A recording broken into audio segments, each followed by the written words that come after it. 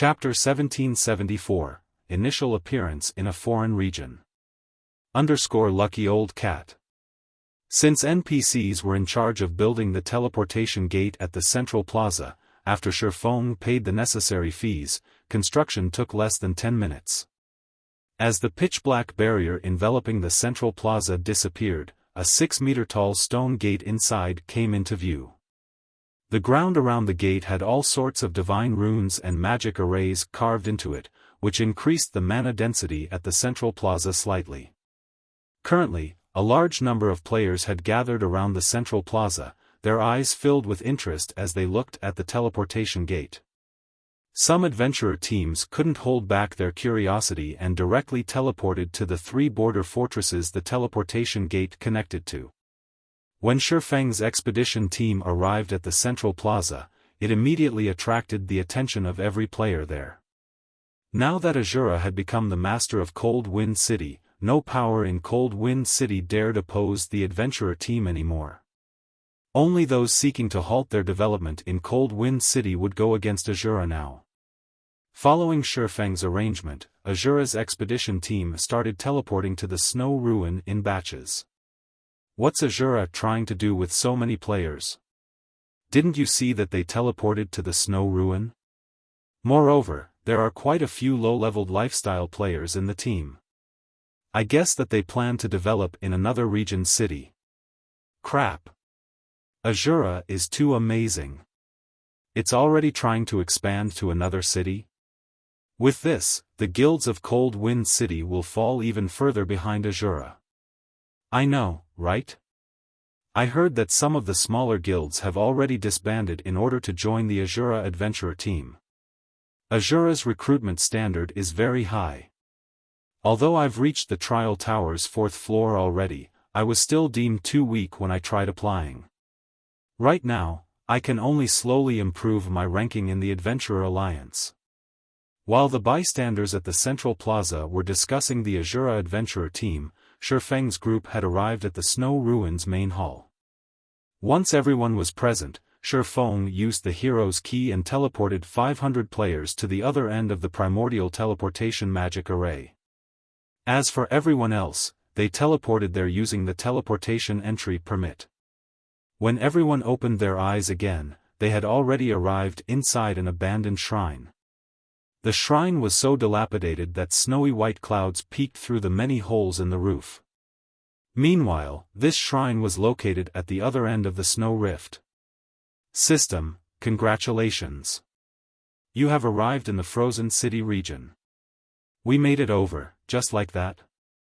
When everyone heard the system notification, they had a sense of unreality. It felt as if they were still in the Cold Wind City region. Alright, everyone, get ready. We're setting out for Frozen City. Xiaofan commanded. Although they had teleported to another region, they were still inside the Snow Rift, which remained a forbidden land for players. Needless to say, there were definitely plenty of monsters here. However, before the expedition team even got 1,000 yards away from the abandoned shrine, a group of players suddenly surged out from the snow-capped forest on both sides of the team. Very quickly, these new arrivals not only blocked off the expedition team's path of advance but also formed an encirclement around the team. With a glance, Xiaofan and the others could easily tell that this group of new arrivals comprised at least 30,000 players, every one of them wearing Hecate's guild emblem. From the sneers and killing intent these Hecate members displayed, these guild players obviously held bad intentions towards them. Before Xiaofan and the others could do anything, the sky above them suddenly darkened. A moment later, everyone in Asura's team gained a debuff that prevented them from using teleportation tools and teleportation skills for 3 hours. The Tier 3 magic scroll war blockade?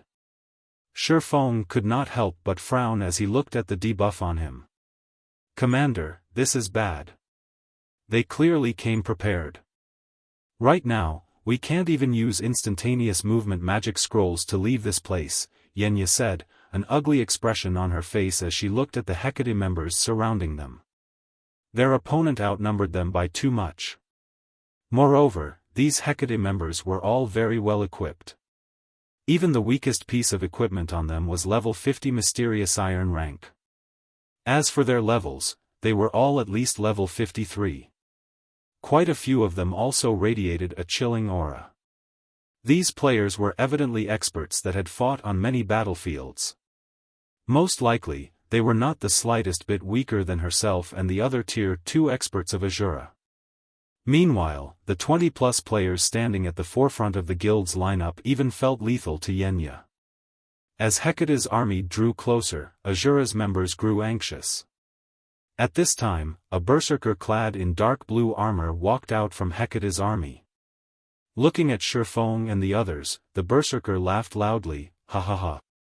Aren't you people from Asura very amazing? Why are you getting afraid now? This berserker was none other than Vast Heaven. It is normal for them to be afraid. After all, we have a total of 40,000 elites and experts gathered here.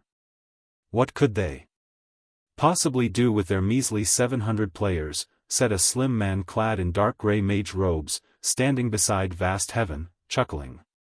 However, the vice guild leader sure has a high opinion of them to have actually sent so many of us here to stop them. The 11 Tier 2 players standing beside him nodded in agreement with the grey-robed man's words. The vice guild leader has told me to remind you all to be careful of Asura's commander. That man is very strong, Vast Heaven said as he fixed his gaze on Xiaofan. That person is Asura's commander? He doesn't look like much at all. Regardless, since the vice guild leader has already said so, leave that person to us. We'll leave the small fries to you, the slim man said as he glanced at Xiaofan, a hint of playfulness in his eyes. Blade, I'll attack first later on. You ambush him from the side. We'll give this brat a taste of what it feels to be utterly helpless. Sure. The level 55, Tier 2 assassin standing beside the slim man replied indifferently before disappearing from where he stood. Alright, I'll go deal with those small fries, Vast Heaven said, a hint of disappointment in his voice as he watched the Tier 2 Elementalist and Tier 2 Assassin moving out. The Tier 2 Elementalist walking straight toward Xiaofan and the Tier 2 Assassin that just disappeared were both part of the 12 Heavens. They also ranked number 1 in their respective classes in Hecate. The Elementalist was Cold Brew while the Assassin was Blade Hand.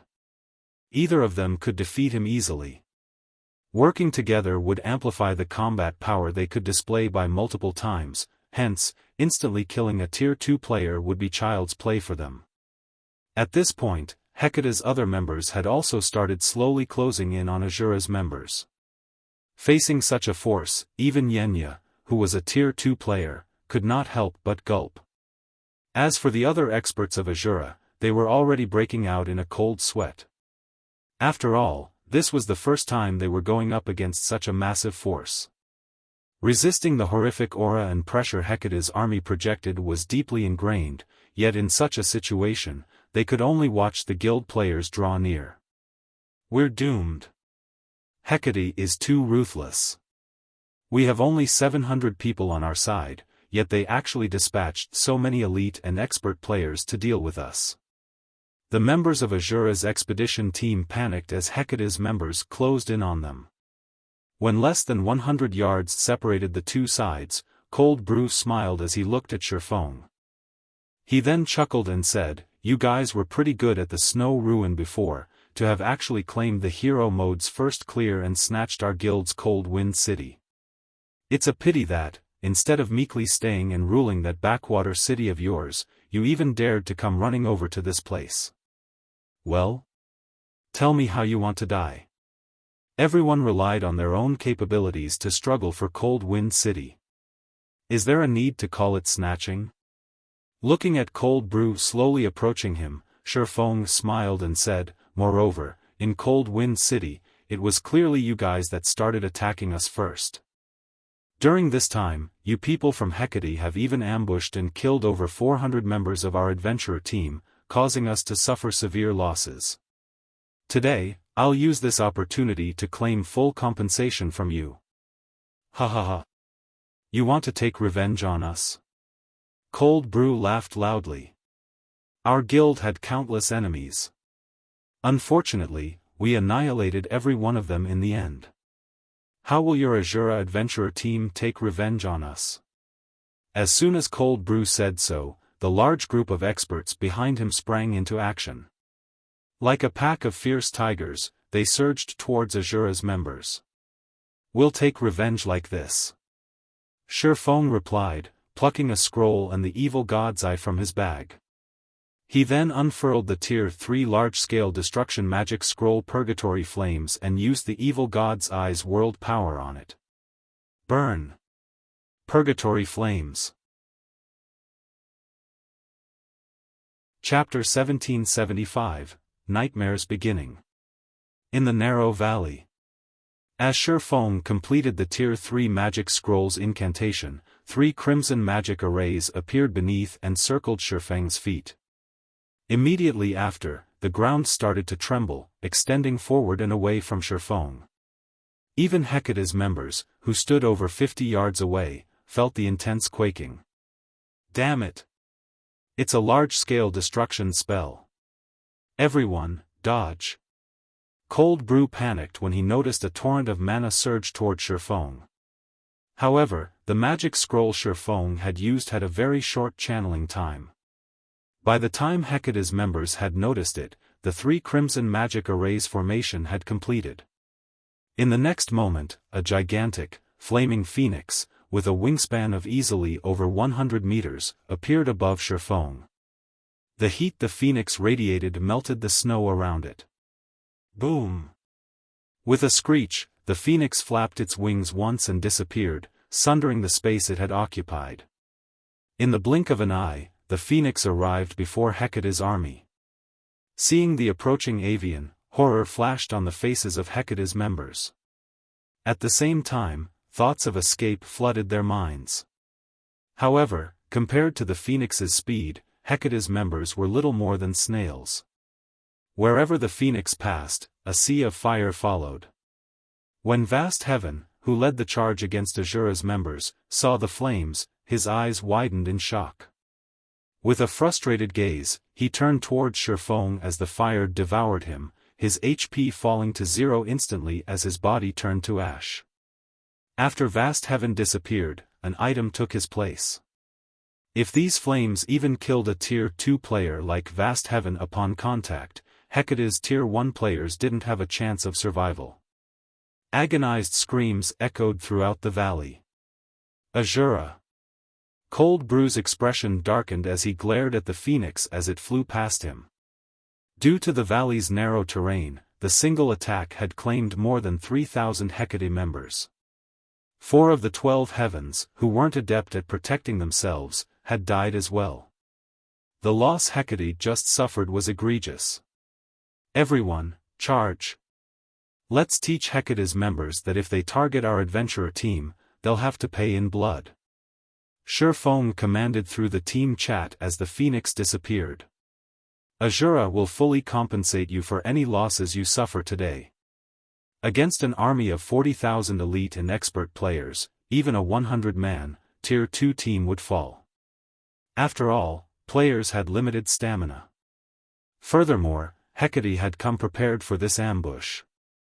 The guild had all kinds of magic scrolls and tools for this battle. Even if the 100 Tier 2 experts could maneuver around the battlefield and dodge incoming attacks, some hits were bound to land. All these players could do was try to flee. Fighting was simply suicide. Originally, Purgatory Flames was an AoE spell that dealt fire damage to an area of 20 by 100 yards, but with World's Powers enhancement, its range had grown to 400 yards. It was just enough to open a path through Hecate's army. As long as they could break free from this encirclement, they would have a chance of survival. Right. At worst, we'll just die once. Isn't that just one piece of equipment? Let them have it. We follow the commander's orders. Nice. I've been itching for some payback. Hearing Xiaofan's words, Asura's members burned with fighting spirit, their fear of Hecate vanishing. Good. Let's charge. As his team brimmed with fighting spirit, Xiaofan nodded approvingly. He then took out the Bible of Darkness and summoned a Tier 3 demon to remove anyone in his way. He then followed after the demon. Kill! Kill these bastards from Hecate! Asura's members flowed into a defensive formation, with the experts around the perimeter and the lifestyle players in the center, and followed after their commander. When he saw Hecate's members start to fill the gap in their army's formation, Xiaofan used Flame Domain to reopen his path, instantly slaying another several hundred players. Do not let them escape. All ranged players, attack with everything you've got. Cold Brew shouted as Asura's members tried to escape. He then cast the Tier 2 spell, Frostflame Bullet, at Asura's members. Frostflame Bullet had a very strong penetrating ability. Even if players blocked the spell with their weapons or shields, they would receive a significant amount of damage. The 8 Frostflame bullets that appeared instantly killed 2 of Asura's experts that had stood along the edge of Asura's formation. The Hecate members who stood along the valley's sides began to launch their own attacks, raining spells and arrows down on Asura's members.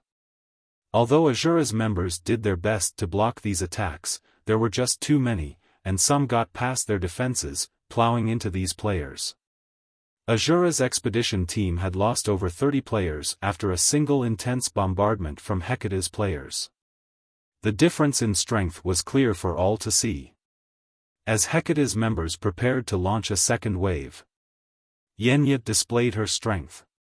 As a Tier 2 druid, her combat power might not be a match for other Tier 2 players, but when it came to defensive and healing capabilities, she was extremely powerful. Tier 2 spell, Song of the Forest. Suddenly, a light green dome with a 50-yard radius formed around Unyielding. When Hecate's attacks entered the light green barrier, their power drastically decreased. In addition, the Asura members inside the barrier recovered 2% of their HP every second. Although it wasn't much, this helped to alleviate the burden on the other healers. Due to Song of the Forest, only a dozen or so Asura members died in the second wave of attacks. Seeing the spell's powerful effects, Cold Brew gnashed his teeth and retrieved a precious Tier 3 large-scale destruction magic scroll. He activated it, aiming for Asura's expedition team, but as the spell was about to take effect, Xiaofan blocked the attack by activating Absolute Domain. In the end, the spell failed to damage any of Asura's team. Xiaofan proceeded to slaughter Hecate's frontline. He dispatched every melee player that approached his team as fast as possible. He also activated Heavenly Dragon's power to enhance his combat power further. Thundering Flash, Lightning Edge, Shadow Blade. Aside from the players with powerful life-saving skills, the Tier 1 players that stood in Xiaofan's path couldn't last more than one hit against the swordsman. Like the Grim Reaper, Xiaofan harvested the lives of Hecate's members, one after another. To ensure that none of Hecate's members could get past him to target his allies, Xiaofan abandoned his defense. He focused on killing as many enemies as possible, taking some hits in the process. There was no lack of expert players among the Hecate members who charged at Xiaofan, and not only did these experts have incredible aim, but they also had an excellent grasp of timing. While Xiaofan focused on carving a path of blood, spells and arrows skillfully flew towards Xiaofan's blind spots to strike the swordsman. -2387. -1657. -1346. -2046. Seeing the damages above Xiaofan's heads, the attacking Hecate members gaped, their eyes nearly falling from their sockets. Impossible. My attack only did a little over 1,000 damage? Is he even human? He received so many attacks, yet his HP has barely moved. Hecate's players were horrified as they watched Xiaofan take little to no damage from their ranged allies' attacks as they charged towards Asura's team. Xiaofan slew practically every player in his path with a single attack, and expert players were no exception. He easily maneuvered past their defenses, landing direct hits and killing them instantly. Only expert players that had activated a berserk skill had lasted a few more hits. In contrast, their attacks were little more than raindrops to this swordsman. Even after landing several dozen attacks, they had only managed to drop Xiaofan's HP to 80%. Meanwhile, Asura's healers only needed a split second to restore Xiaofan's HP to full. This was a nightmare. However, things were not looking so good for Asura's members either. Although Xiaofan easily held on, attacks from all sides bombarded his teammates, and they suffered one casualty after another. To make matters worse, more of Hecate's members were drawing near. Just before Hecate's melee unit reached Asura's members and surrounded them, a gigantic magic array appeared above the battlefield before a powerful force swept down from it. Under this force, Hecate's members felt their bodies grow heavy as their attributes and physiques started to wane. In contrast, Asura's members suddenly felt lighter, a surge of power flooding in their bodies. Even their minds cleared considerably. What's going on? Cold Brew could sense that the battlefield's mana density had increased, boosting Asura's attributes. Chapter 1776, Asura's Sword. Lucky Old Cat. After Xiaofan spent 7,000 magic crystals to activate the Ring of Gospel's World Projection and Ring of Brilliance, the attributes of Asura's members increased, and those of Hecate's members decreased. The change immediately alleviated the pressure on Asura's members. Now, Asura's ranged members were able to repel Hecate's melee members with greater ease. Even when their attacks struck the enemy MT's shields, the impact pushed the MTs back, stopping their advance momentarily. After a single round of attacks from Asura's ranged members, the offensive formation of Hecate's MTs shattered. When the second round of attacks descended, over 30 Hecate MTs died. For a moment, Hecate's melee unit couldn't close the distance between itself and Asura's expedition team. Ha ha ha. The commander's move is awesome. With this, these bastards can't even come within melee range of us. The Asura members that had begun to despair felt their hopes rekindle. They might be able to cope with Hecate's ranged attacks by blocking and dodging, but if they allowed Hecate's melee members to come in close and personal, they would definitely be in a bind. If they were pinned down for too long, Hecate's ranged members would make quick work of them. Thanks to World Projection and Ring of Brilliance, Asura's advancement had increased considerably. Now, with the exception of Hecate's Tier 2 players, Asura's members held their ground against the incoming attacks. Hecate's Tier 1 players could no longer break their formation. Meanwhile, Xiaofan, who opened a path for his team, was like a killing machine. Despite Xiaofan having only advanced 1/4 of the way through Hecate's blockade, more than 400 players had died by his swords. In addition, Xiaofang's Tier 3 demon disrupted Hecate's formation from time to time. This prevented Hecate's members from slowing Xiaofan down, and Hecate's members could only watch as Xiaofan made his way through their ranks. Blade, go, stop him with the vultures. We must not let these people get away. Cold Brew said, gnashing his teeth as he watched Xiaofan plow through Hecate's army unhindered. Xiaofan played a crucial part in this battle. If he hadn't torn a hole in their encirclement, Asura's members wouldn't have had a chance of breaking through. Moreover, too many Hecate members had died at Xiaofang's hands. Xiaofan left only corpses in his wake. If they did not remove the man from the battle now, they would suffer immense losses. Got it. Blade Hand, who had hidden a short distance away from Asura's expedition team, replied through the team chat. He then led the 6 assassins around him and snuck toward Xiaofan. The Vultures was a party of assassins Hecate had specifically nurtured to eliminate important figures in other large guilds.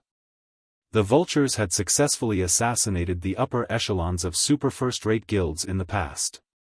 When the Vultures were within 30 yards of Xiaofan, the 6 assassins each took a magic array scroll from their bags. When they were within 25 yards, they used shadow steps and instantly appeared beside Xiaofan.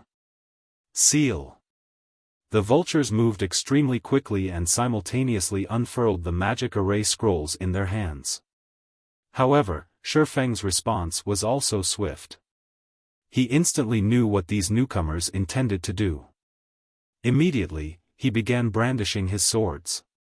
Swords orbit. Dazzling stars bombarded the 6 assassins, one after another. With both hands occupied, the vultures couldn't defend themselves. Hence, they promptly activated wind steps, utilizing the brief invulnerability the skill provided to block Shifeng's strikes while they continued to activate their magic array scrolls.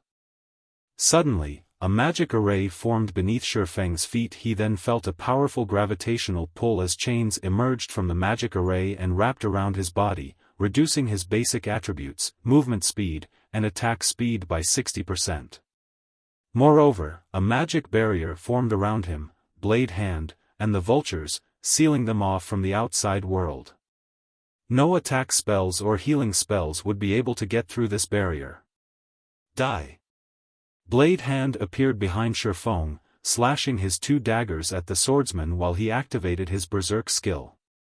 Similarly, the 6 vultures activated their berserk skills and used absolute strike, the assassin class's strongest tier 1 skill.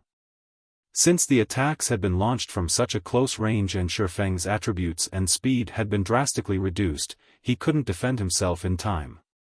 As a result, all 7 attacks hit their mark at the same time. Commander. Anxiety and concern overwhelmed Yenya as she watched Shifeng take the hits. Facing 1 tier 2 assassin and 6 tier 1 assassins with activated berserk skills, even Shifeng, who had activated Heavenly Dragon's power, would likely fall. He's finally dead. Cold Brew could not help but breathe a sigh of relief when he saw the attack strike Shifeng. With Shifeng dead, the remaining members of Asura were fish on the chopping block. Moreover, the fact that they had killed Shifeng, the Asura adventurer team's commander, more or less justified the large number of casualties they had suffered. However, unlike Cold Brew, the vultures and Blade Hand, who were inside the magic array, expressed neither joy nor relief. Instead, they stared at Shifeng with grim expressions. This was because their weapons had not struck Shifeng at all. Rather, a translucent barrier enveloping Shifeng's body had stopped their weapons. What a powerful assassination technique! For a moment, even I thought I was dead meat. After glancing at his 7 tense assailants, Shifeng took a look at the void shield he had activated. His void shield had already lost more than 30% of its energy. If he had failed to activate the barrier in time, he definitely would have died. It's only a protective shield. I refuse to believe it can last forever. After recovering from his shock, Blade Hand altered his dagger's trajectory and launched another attack. Similarly, the 6 vultures launched their own assault. The 7 assassins remained cold and unmoving as they attacked Shifeng's protective shield in a frenzy, disregarding any cost. While inside the magic array, their basic attributes surpassed Shifeng's. They were also faster than the swordsman. Meanwhile, skills that generated protective shields could only absorb a limited amount of damage. As long as they broke through the protective shield, Shifeng would die all the same. Daggers and short swords rapidly struck Shifeng's void shield. Dang! Dang! Dang! Shifeng executed Sword's Orbit to defend himself, but each time he blocked an attack, his arms would tremble slightly. In terms of strength, he was no match for the 7 assassins. Meanwhile, the assassins' coordination prevented him from blocking all of their attacks. As a result, his void shield's energy continued to deplete. 60%. 50%. 30%. While void shield's energy drained, the expedition team situation had taken a turn for the worst. Since Asura's members had halted their advance for a time, Hecate's members were able to land more attacks. As a result, Asura lost members rapidly. Seeing this, Shifeng could not help but sigh. Immediately, he activated Blade Liberation, his aura's intensity skyrocketing. The instant Blade Hand and the vultures came into contact with Xiaofang's killing ray, they felt their arms go numb. The impact sent them flying and crashing into the magic barrier, which rippled under the force. How did he recover his strength? Blade Hand's expression darkened further as he watched Xiaofan, who stood proudly in the center of the magic barrier. He could not understand how Xiaofang's attributes had increased by such a large margin. However, Xiaofan had no intention of giving Blade Hand's group any time to think as he took the initiative to attack. Dang! Dang! Dang! Xiaofang's attack speed was so high that even Tier 2 players had a hard time keeping up with his swords. Although Blade Hand and the vultures were assassins, not even they were a match for this swordsman's speed.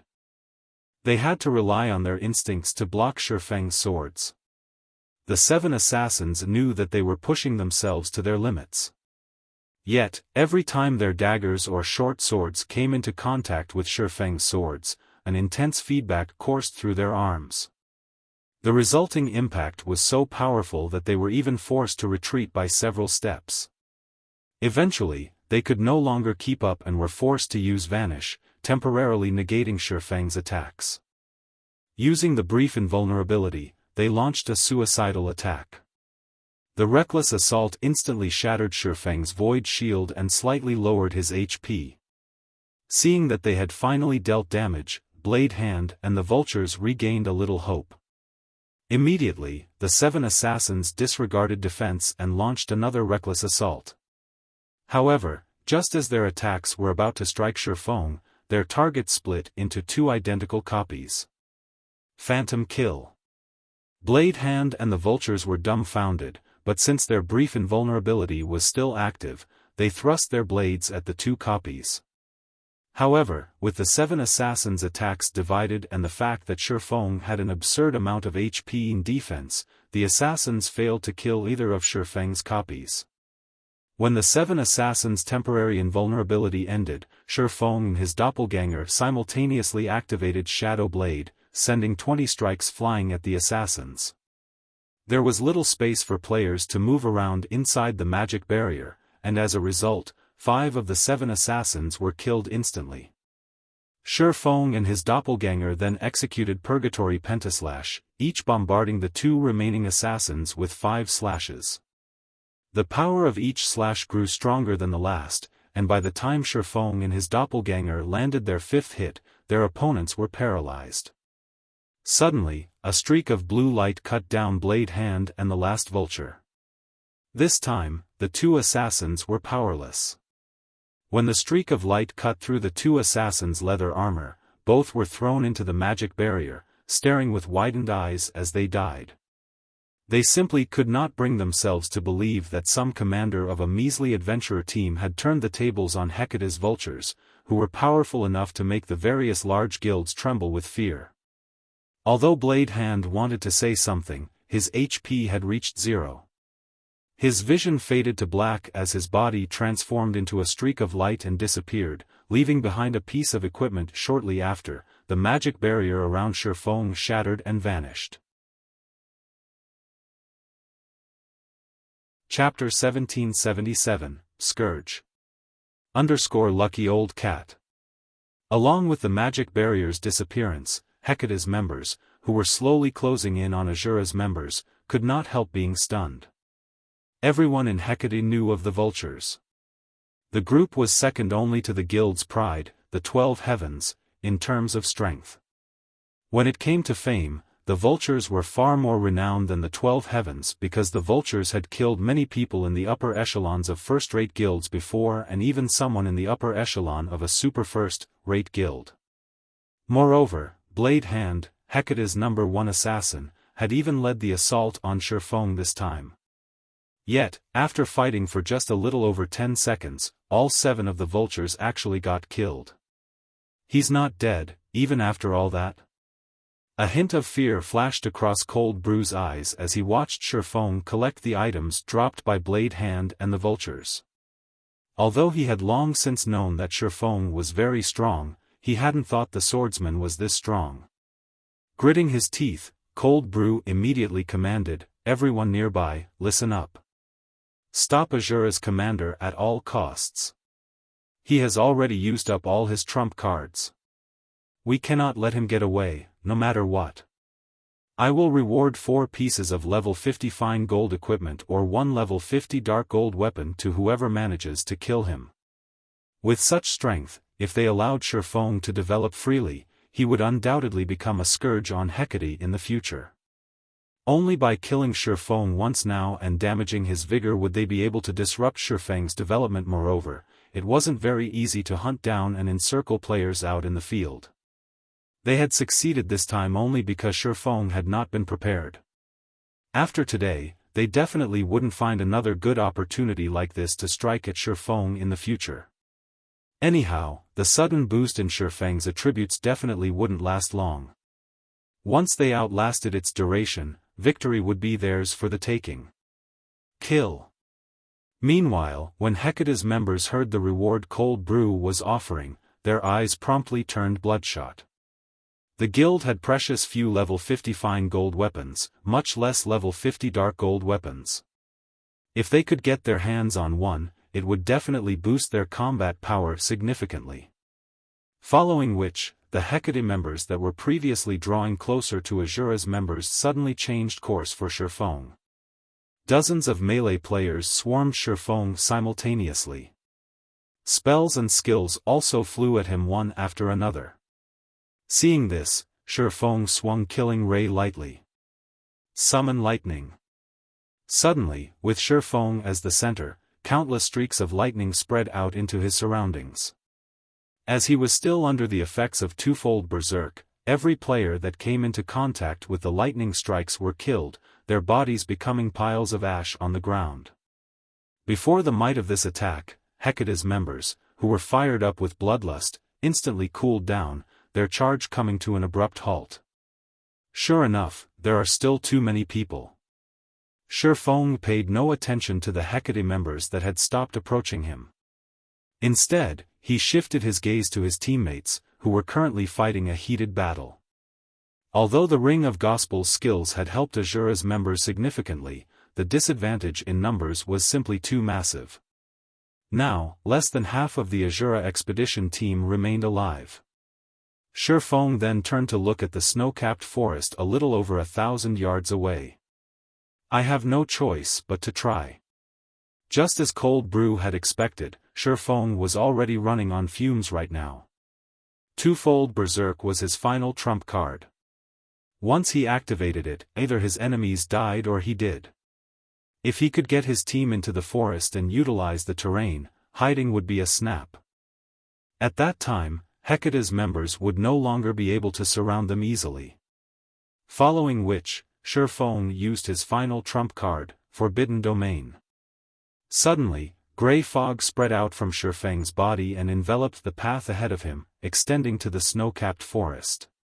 What's going on? Why can't I use my spells? That's not right. I can't even use my tools now. The Hecate members caught within Forbidden Domain quickly realized that something was wrong and panicked. After all, players relied mainly on skills and spells to do combat. Not being able to use these things was akin to a tiger that had lost both its teeth and claws. Most importantly, the healers could no longer heal themselves or their allies. Everyone, charge forward together with me. Upon seeing Hecate's members rattled, Xiaofan quickly gave the order through the team chat and charged at the human wall before him. He then swung Killing Ray at the shields of the MTs blocking his way. With twofold berserk in effect, Xiaofan was basically a humanoid monster.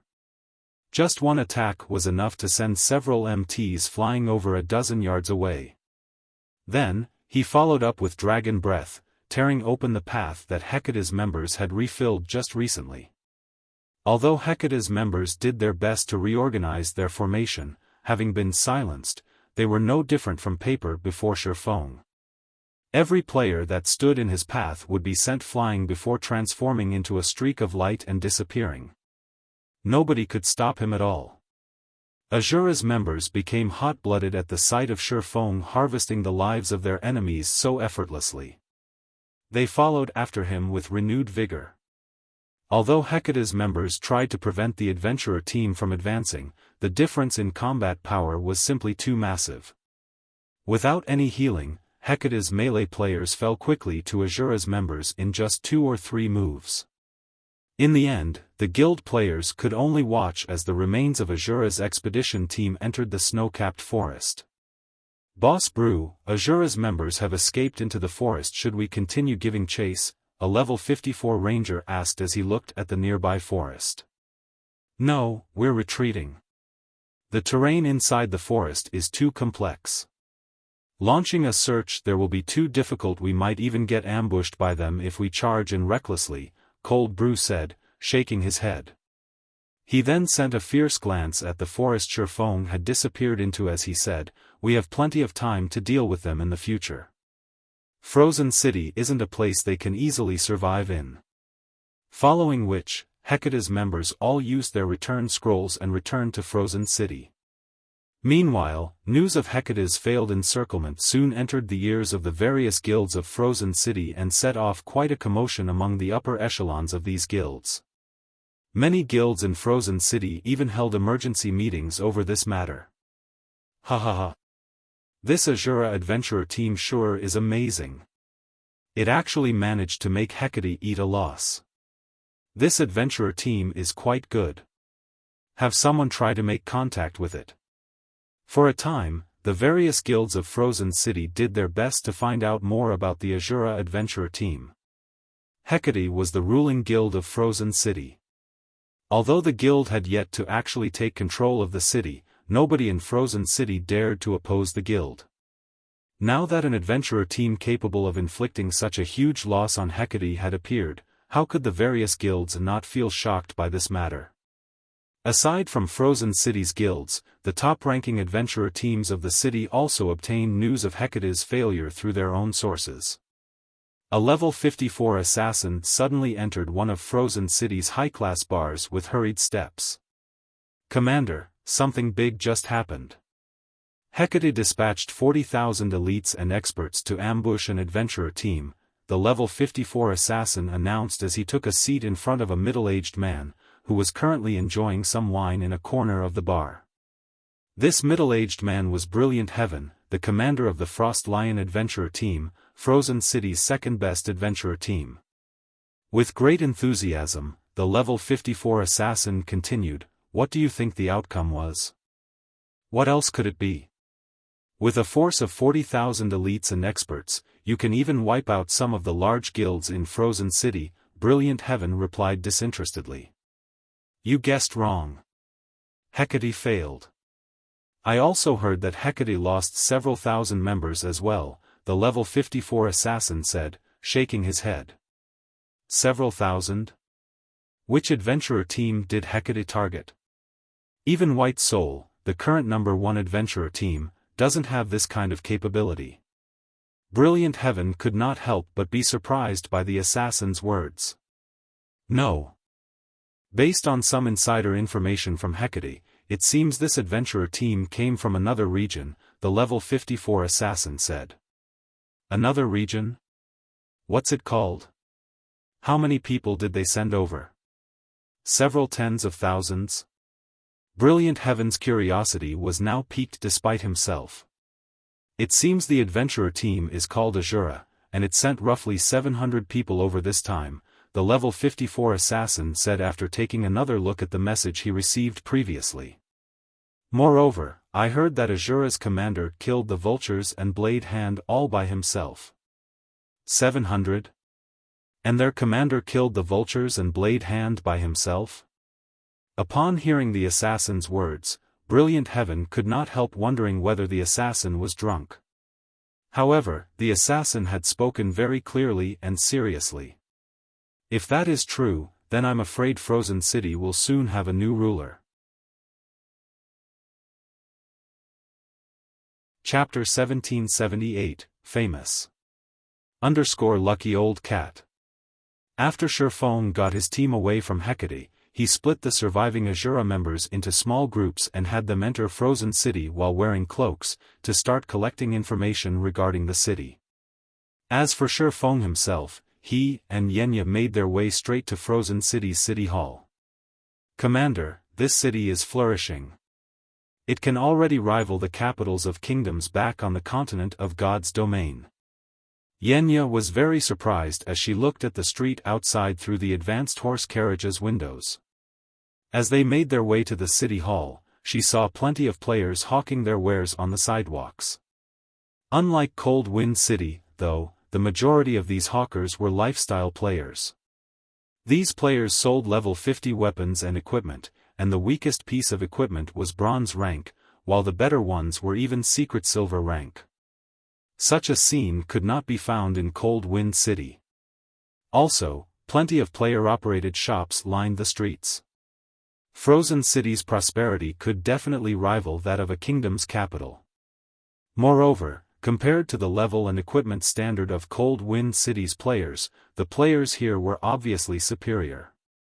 Most of the players on the street were level 52 and were fully geared in level 50 mysterious iron equipment. There were also quite a few level 53 experts sporting multiple pieces of level 50 secret silver equipment. Yenya even spotted some independent players in level 50 fine gold equipment. This place is indeed developed. If comparing purely in terms of lifestyle player standards, Frozen City is far superior to the capitals of kingdoms. As Xiaofan looked at the lifestyle players on the sidewalks, he discovered that these lifestyle players were not wearing any guild emblems. Despite not being a member of a guild, they were capable of producing level 50 secret silver equipment. The forging standard of the lifestyle players in Frozen City was much higher than that of the lifestyle players on the main continent. For example, inside Star Moon Kingdom, only the lifestyle players of the Candlelight trading firm could produce level 50 secret silver equipment at a feasible cost. By the looks of it, Frozen City should be one of the Ice Crystal World's main cities. Main city? Yenya repeated. This was her first time hearing this term. That's right, a main city. You can think of other worlds as a kingdom or an empire. Although other worlds have not been unified, some cities are the counterparts of kingdom capitals and imperial capitals. These cities are known as main cities. They function as an intersection for neighboring regions. However, other worlds do not have only one main city. Depending on the size of an otherworld, it can have around 3 to 7 main cities. A city as large and as prosperous as Frozen City should be a main city, Xiaofan explained. Based on the investigations Asura's members had conducted, Frozen City's player population exceeded 8 million, which was much higher than Cold Wind City's. In fact, Frozen City's player population exceeded even White River City slightly, which was simply impossible for an ordinary city. In addition, Frozen City had opened a path to 2 other cities just a little while ago. At the same time, the Frozen City region had multiple maps leading to other regions. All this proved that Frozen City was a main city in the Ice Crystal world. Originally, Xiaofan had expected to arrive at an ordinary city similar to Cold Wind City. He had never imagined that he would actually land himself in a main city. This came as a pleasant surprise. The importance of an otherworld main city was much greater than that of a kingdom capital or imperial capital on the continent of God's domain. The reason for this was access.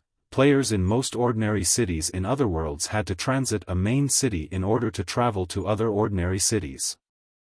On the other hand, players on the continent of God's domain could teleport freely between cities belonging to the same kingdom or empire. Moreover, regions housing ordinary cities had access to only one main city. One could travel to other main cities only via the main city they were connected to. Due to these reasons, the main cities of otherworlds were very important. At the same time, the difficulty of taking control of a main city was also much greater. However, once players successfully seized control of a main city, they could monopolize a sizable portion of an otherworld's resources, which also made main cities prime targets for the various large guilds. Now that Xiaofan had managed to arrive at Frozen City ahead of the Black Dragon Empire's various large guilds, he had a much better chance of taking control of the city. After riding on the horse carriage for about 20 minutes, Xiaofan and Yenya arrived at Frozen City's City Hall. Currently, merchant players crowded the main lobby. Some of these merchant players were standing before the front counter and browsing through the shops available for purchase in the city. Others were sitting in the lounge and chatting while waiting for their turn. Did you hear? Hecate ambushed an adventurer team in the Snow Rift just recently. In the end, however, not only did Hecate lose several thousand elite and expert players, but it even let nearly half of the adventurer team get away. Of course, I've heard about it.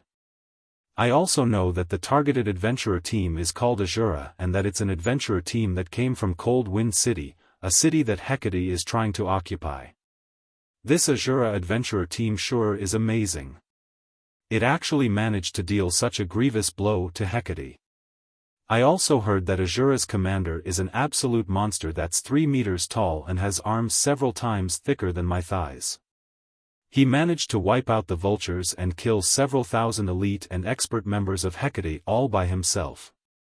Even tier 2 experts are like tofu before him. What a monster.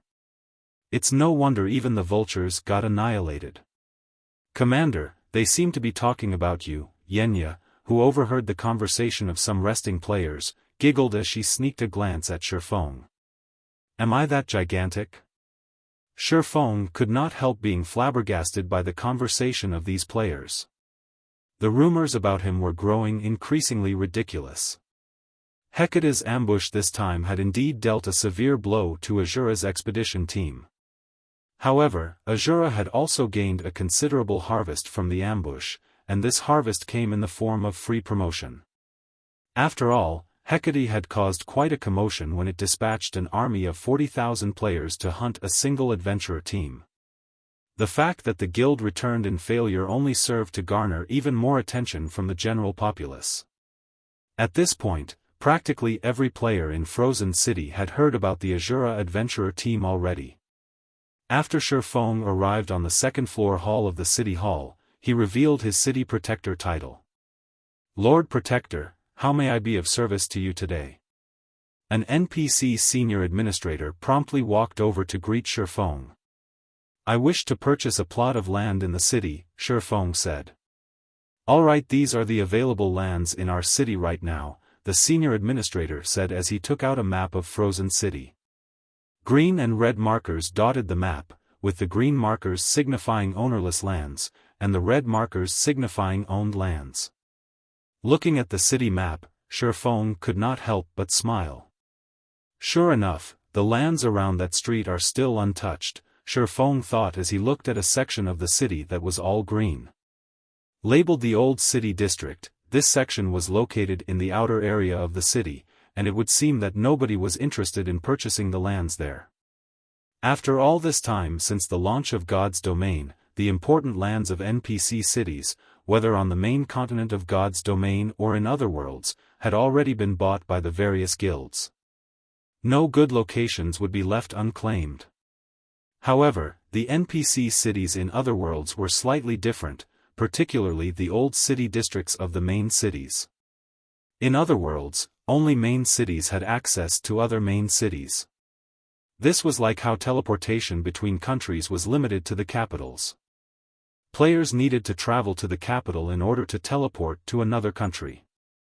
However, the way this access was gained wasn't by opening up a path in a particular map but by activating the air routes between cities. Once the air routes were activated, players could then ride a flying ship from one main city to another. These flying ships would dock at the main city's old city districts, where the main cities would construct an airport. In the past, the various large guilds had been ignorant of this fact. As a result, some merchant players that had gambled their money on the lands of the old city districts ended up making a fortune for themselves. Currently, practically all the lands around the area reserved for the future airport were ownerless. This was a massive business opportunity for Xiaofan. Lord Protector, may I know which plot of land you wish to buy? I can also give you a detailed introduction of the lands available here, the senior administrator asked when he saw Xiaofan remaining unresponsive for quite some time. No need for introductions. I want every plot of land in this area, Xiaofan said as he pointed at the several streets of the old city district. Chapter 1779, Difference Between Cities. Lucky old cat. Everything, the NPC senior administrator couldn't help but ask, flabbergasted. Lord Protector, there are a total of 14 plots of land on these streets. Are you sure you want all of them? Even Yenya gave Xiaofan an astonished look, her jaw dropping. She simply could not fathom what Xiaofan was trying to do. Although the lands in the old city district were much cheaper than the lands in the central district, purchasing all 14 plots would still cost a fortune. Moreover, the old city district was in a remote area of the city. Even now, nobody had bothered to purchase any of those lands. One could easily see just how poor the location was. Just finding a tenant might be impossible. That's right. I want all of them. Xiaofan nodded. All right, the total for the 14 plots of land comes to 31,500 gold. After making sure that Xiaofan wanted to buy old city district's lands, the senior administrator excitedly calculated the total price and handed Xiaofan a list. Examining this list, Xiaofan noticed that the cheapest plot cost over 2,000 gold. These lands were slightly more expensive than those in the outskirts of a kingdom's capital city. However, once the air routes between main cities opened to the public, these lands would become dozens of times more valuable. Even if he didn't have a use for these lands, he could rent them out and make a fortune. Naturally, he couldn't miss the opportunity to purchase these lands. After ensuring that everything was in order, Xiaofan completed the payment. At this stage of the game, 31,500 gold was a massive sum even to a first-rate guild. To Xiaofan, however, this amount was nothing. Xiaofan had already sent Solitary 9 with the rare materials, which the Asura Adventurer team and the Adventurer Alliance had gathered, to the Candlelight trading firm. On his return, Solitary 9 had brought back plenty of items from Candlelight, such as stamina potions, ice-resistance armor kits, and other items that could not be found in Cold Wind City to sell or put up for trade for the Adventurer Alliance. Cold Wind City's players preferred to purchase their items with coins rather than trade rare materials for items. Hence, he had earned quite a lot of coins recently. Thus far, Solitary 9 had made 2 trips to White River City. His first trip had netted them over 20,000 gold. On his second trip, which had been several days later, Candlelight was far more prepared as it had obtained the massive stock of rare materials.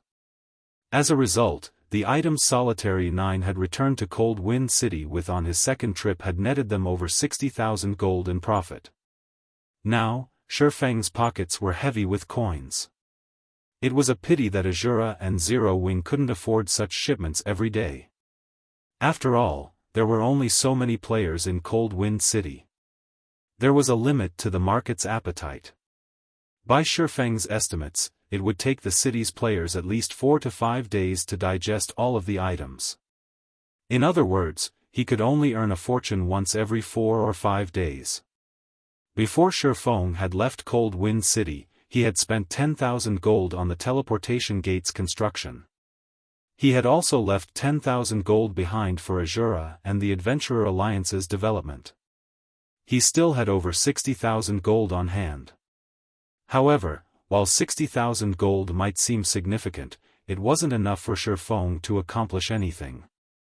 He needed a lot more than this paltry amount. Aside from Cold Wind City's development, Xiaofan was responsible for the development costs of Zero Wing's branch guild, Silverwing Town, and the Lost Town in the Boneless Land, all of which required a massive amount of funds. This was especially true for Silverwing Town and the Lost Town. Silverwing Town was located beside a primordial divine ruin that was connected to Primordial City. It was a strategic location that could constantly bring in combat techniques and resources, which could aid players in their promotion quests. As for the Lost Town, it was a holy land that could help players grasp the realms of truth. It would help Zero Wing nurture countless experts for the future. These 2 towns were the foundations necessary for Zero Wing to become a super guild, and they needed to be fortified as soon as possible. Otherwise, once the various superpowers realized the value of these 2 towns, they would do everything they could to steal them from Zero Wing. This was also why Xiaofan had told no one about the lost town. With how large Zero Wing had grown, there were many spies within the guild. The risk of leaking information was too great in God's domain. The strong preyed on the weak. On the off chance that the various superpowers discovered the lost town's ability, Zero Wing's current strength wouldn't be enough to defend the town from the claws of multiple superpowers. It was absolutely necessary that Xiaofan fortify the 2 towns as soon as possible, and the fastest way to do so required spending money to earn even more. Purchasing these 14 plots of land was his plan's first steps. After purchasing these 14 plots of land, Xiaofan chose the largest one and spent 3,000 gold to build a luxurious adventurer residence, which would serve as Asura's base in this city. He then selected another 5 plots of land and spent a total of 5,000 gold to build high-end shops. Xiaofan intended to use these shops as temporary warehouses. Frozen City had far more residential players than Cold Wind City, and the resources these players possessed were doubtlessly superior to those in Cold Wind City in both quantity and quality. After making the necessary preparations, Xiaofan went onto Frozen City's official forums and published a post as the Asura Adventurer Team's commander. The Adventurer Alliance is currently recruiting in Frozen City. We offer excellent benefits with no restrictions. Strong, capable players can even join the Asura Adventurer Team directly. The moment this post went public, many players that were interested in the Asura Adventurer Team clicked on it out of curiosity. Amazing! Truly amazing! What? We can even purchase level 50 fine gold set equipment? Quick, look! We can actually purchase combat techniques in the Adventurer Alliance. There are also ice resistance gemstones among the exchangeable items. This Asura Adventurer Team is too generous. Does Asura plan to gather strength for a war against Hecate? Is this for real? If it's true, I'll join the Adventurer Alliance right away. Magic Light Set, here I come. The post Xiaofan had uploaded contained information that introduced the Adventurer Alliance's benefits. To attract more players to join, he had even used the Magic Light Set and combat techniques as bait. Of course, not only did items like the Magic Light Set require a large number of Adventurer Alliance points, but they also required a sufficient number of soul-dissolving flowers. Shortly after Xiaofan's post went live, the independent players throughout the entire Frozen City went into an uproar. Every one of these independent players rushed toward Asura's residence. Although the majority of them did not have soul-dissolving flowers, they were still curious to find out whether the Asura Adventurer Team's claim was true, wanting to confirm the situation with their own eyes. Before 10 minutes had even passed, over 10,000 independent players had crowded around Asura's residence, seeking to join the Adventurer Alliance. They packed the street outside the residence, forcing Asura's members to step up and maintain order. When Frozen City's independent players joined the Adventurer Alliance and saw the exchange list in the main lobby, they were ecstatic. The Magic Light Set was on the list, as promised, and there were actually 3 available. After getting their fill of the Magic Light Set, the independent players in the lobby turned their bloodshot eyes toward the ice resistance gemstones that increased one's ice resistance by 5 points. They immediately began to bid on the gemstones. Frozen City had far more resources than Cold Wind City, especially when it came to magic crystals. This was because Frozen City had an Asura mode regional dungeon in its area. Players could visit the regional dungeon to harvest the magic crystals they needed. Hence, Frozen City's players had slightly more magic crystals in their possession than Cold Wind City's players. Very quickly, the prices for the ice resistance gemstones shot up to 7 magic crystals, with some even reaching 8. Magic crystals. Roughly 30 minutes later, the 5,000 5-point gemstones Xiaofan had brought from Cold Wind City had sold out. Frozen City's appetite for the ice resistance gemstones was many times stronger than Cold Wind City's. The sales had also earned Xiaofan over 35,700 magic crystals. Realizing that demand for the gemstones was so high here, Xiaofan posted 10,000 6-point gemstones for sale as well, with their minimum price set at 7 magic crystals. However, instead of selling batches of 1,000 at a time, as he had before, he only sold the 6-point gemstones in batches of 200 and 300. To Xiaofang's surprise, all 3 magic light sets had sold roughly 3 hours after he had established the Adventurer Alliance in Frozen City, netting him 18 soul-dissolving flowers. Despite all of his efforts to collect the soul-dissolving flower in Cold Wind City, he had only collected 6 stalks, yet he had secured 18 stalks only 3 hours after arriving in Frozen City. The difference between the two cities was greater than he had imagined. Although the magic light sets had likely been purchased by players from large guilds, potentially adding to these guilds' strength, Xiaofan didn't care. After all, he had finally secured the 20 soul-dissolving flowers. After Xiaofan withdrew the 18 soul-dissolving flowers from Asura's warehouse, he nearly lost himself to his excitement and clicked to remove the curse on the Philosopher's Hand.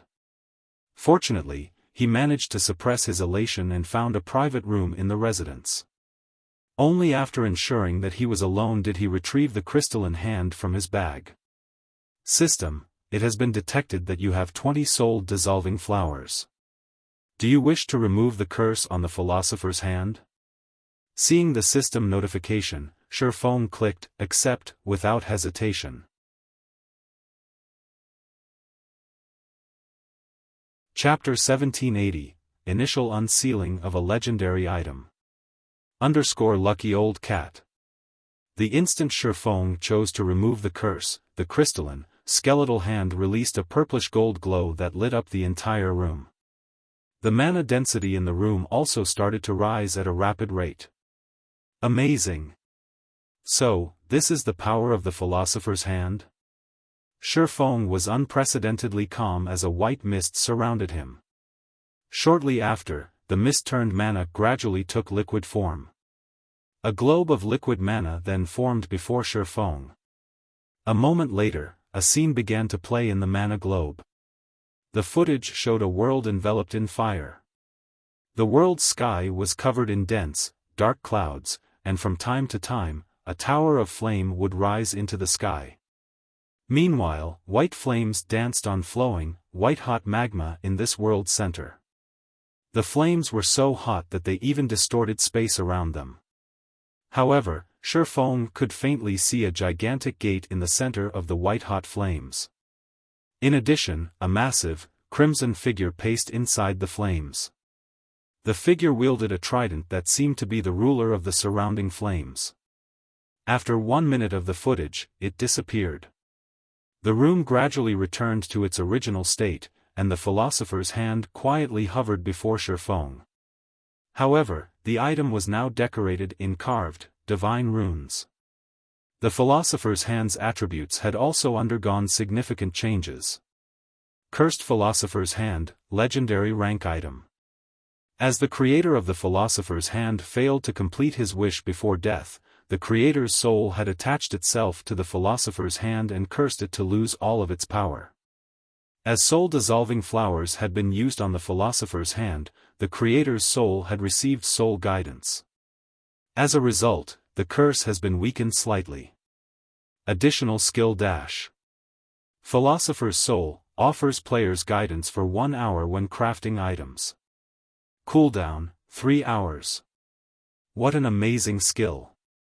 I've only partially removed the curse, yet the Philosopher's Hand has gained such a heaven-defying skill. It's no wonder why it had been known as an alchemy treasure. Xiaofan was astonished when he saw the updated attribute panel. Most likely, the effects of Philosopher's Soul could rival even the value of a meditation potion. However, the materials needed to produce the meditation potion were incomparably valuable, and the potion itself was impossible to mass-produce. Philosopher's Soul, on the other hand, was a skill that could be used indefinitely. Although the skill could only be used to help lifestyle players craft items, not to learn combat techniques like the meditation potion, it was still a precious resource. If the public discovered this skill, guilds throughout the game would hunt Xiaofan down to steal it. In God's domain, players had to invent items, which involved a process of trial and error to become lifestyle masters. It would take a very long time for a lifestyle player to reach the master rank. However, if one had some guidance, inventing an item would become easier. This would help lifestyle players, who were just a small step away from becoming a master, cross the final threshold.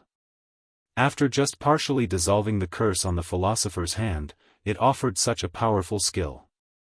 It was no wonder why Kingdom's Sword had developed its trading firm to the forefront of the Dark Knight Empire within a short time. After all, lifestyle masters were the core competitive power of a trading firm.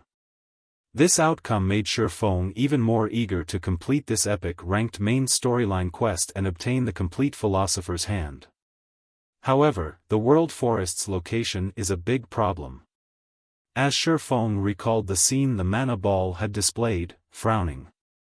Current players were likely unfamiliar with the Flaming World and would take a very long time to find it, but the moment Xiaofan, who was incredibly familiar with God's domain, had laid eyes on the World of Fire, the massive crimson monster, and the trident it wielded, he knew where it was. The Flame Demon's Valley. It was a neutral map that was home to flame demons. The gigantic monster in the recording was, in fact, the Flame Demon King, the Flame Demon's Valley's final boss. As the Flame Demon's Valley was rich in magic crystals and source fire ore, it had been highly contested over by the various large guilds in the past. The Flame Demon King, in particular, was one of the few world bosses available at this stage of the game. The Flame Demon King's first kill awarded fragmented legendary items and guild residence promotion orders. As a result, God's domain's various superpowers had dispatched large armies to raid it.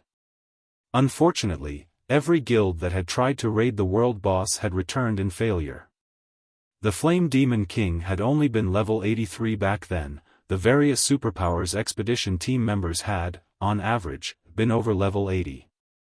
The expedition teams also consisted of Tier 2 players, yet they hadn't been powerful enough to stand against the Flame Demon King's strength. Every expedition team had been annihilated.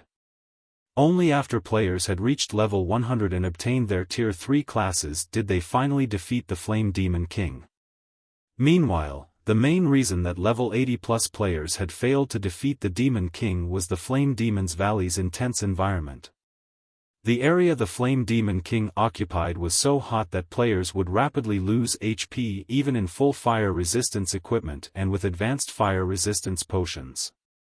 When a team battled the Flame Demon King, the team's healers constantly had to heal every member of their team. One could easily imagine the results of such a disadvantageous battle. However, not only would players' basic attributes and physique improve considerably after reaching Tier 3, but their resistances would also undergo a qualitative transformation. This was also the greatest difference between Tier 2 and Tier 3 players. This was why players had been able to defeat this boss after reaching Tier 3. Although Xiaofang's goal only consisted of traveling to the World Forest and activating the World Gate, not killing the Flame Demon King, the area's scorching fire was no laughing matter.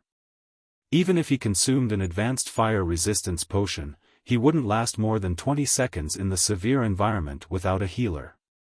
Furthermore, the Flame Demon King wouldn't just sit by and watch him approach the World Gate. If he factored in the Flame Demon King's interference, he wouldn't survive for more than a few seconds.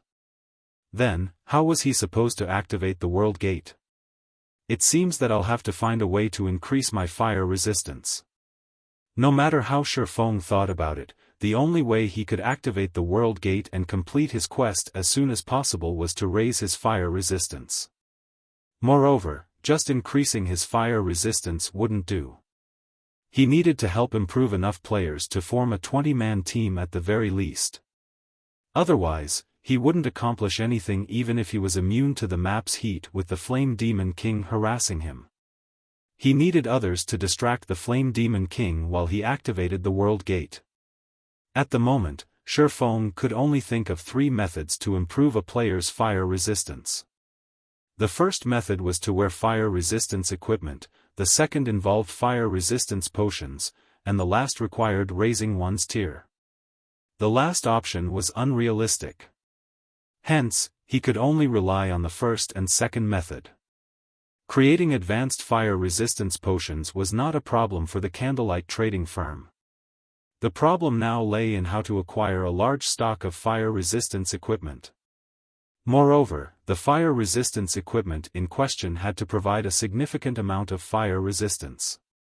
Otherwise, players wouldn't be able to survive in the Flame Demon King's abode. Trying to secure a large stock of powerful fire resistance equipment within a short time was unrealistic at this stage of the game. This was because mainstream players were just starting to cross the level 50 threshold. Team dungeons that dropped resistance equipment were still extremely rare. Hence, resistance equipment was very rare at this level, much less excellent resistance equipment. Only after players reached level 70 and above would resistance equipment start to become available in greater quantities. There's no other choice. I can only return and have Aqua Rose and Gentle Snow prioritize team dungeons that drop fire resistance equipment. Xiaofan sighed. Following which, Xiaofan stored the Philosopher's Hand and called Yenya over to discuss the works that needed to be done in Frozen City after he left the Ice Crystal world. He then filled his bag with the 60,000 magic crystals, which he had earned through the ice resistance gemstones that provided +6 ice resistance, and a large amount of rare materials he had acquired from Frozen City and Cold Wind City. He then used a guild transfer scroll and teleported back to the continent of God's domain.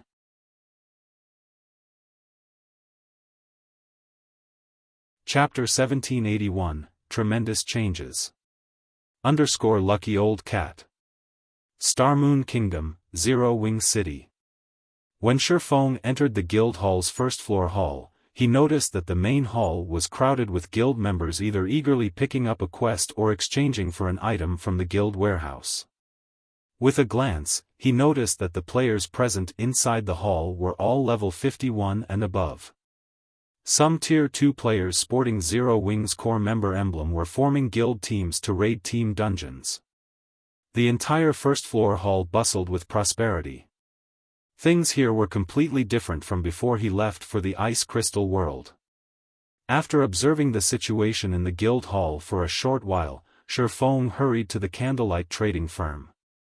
As he rode through the streets of Zero Wing City on an advanced horse carriage, he noticed that there were many more players in the city than before, especially merchant players. In addition, he also saw quite a lot of leisure players wearing virtual clothing designed and made by real-world companies. It was obvious that players had started treating Zero Wing City as a place where they could enjoy life.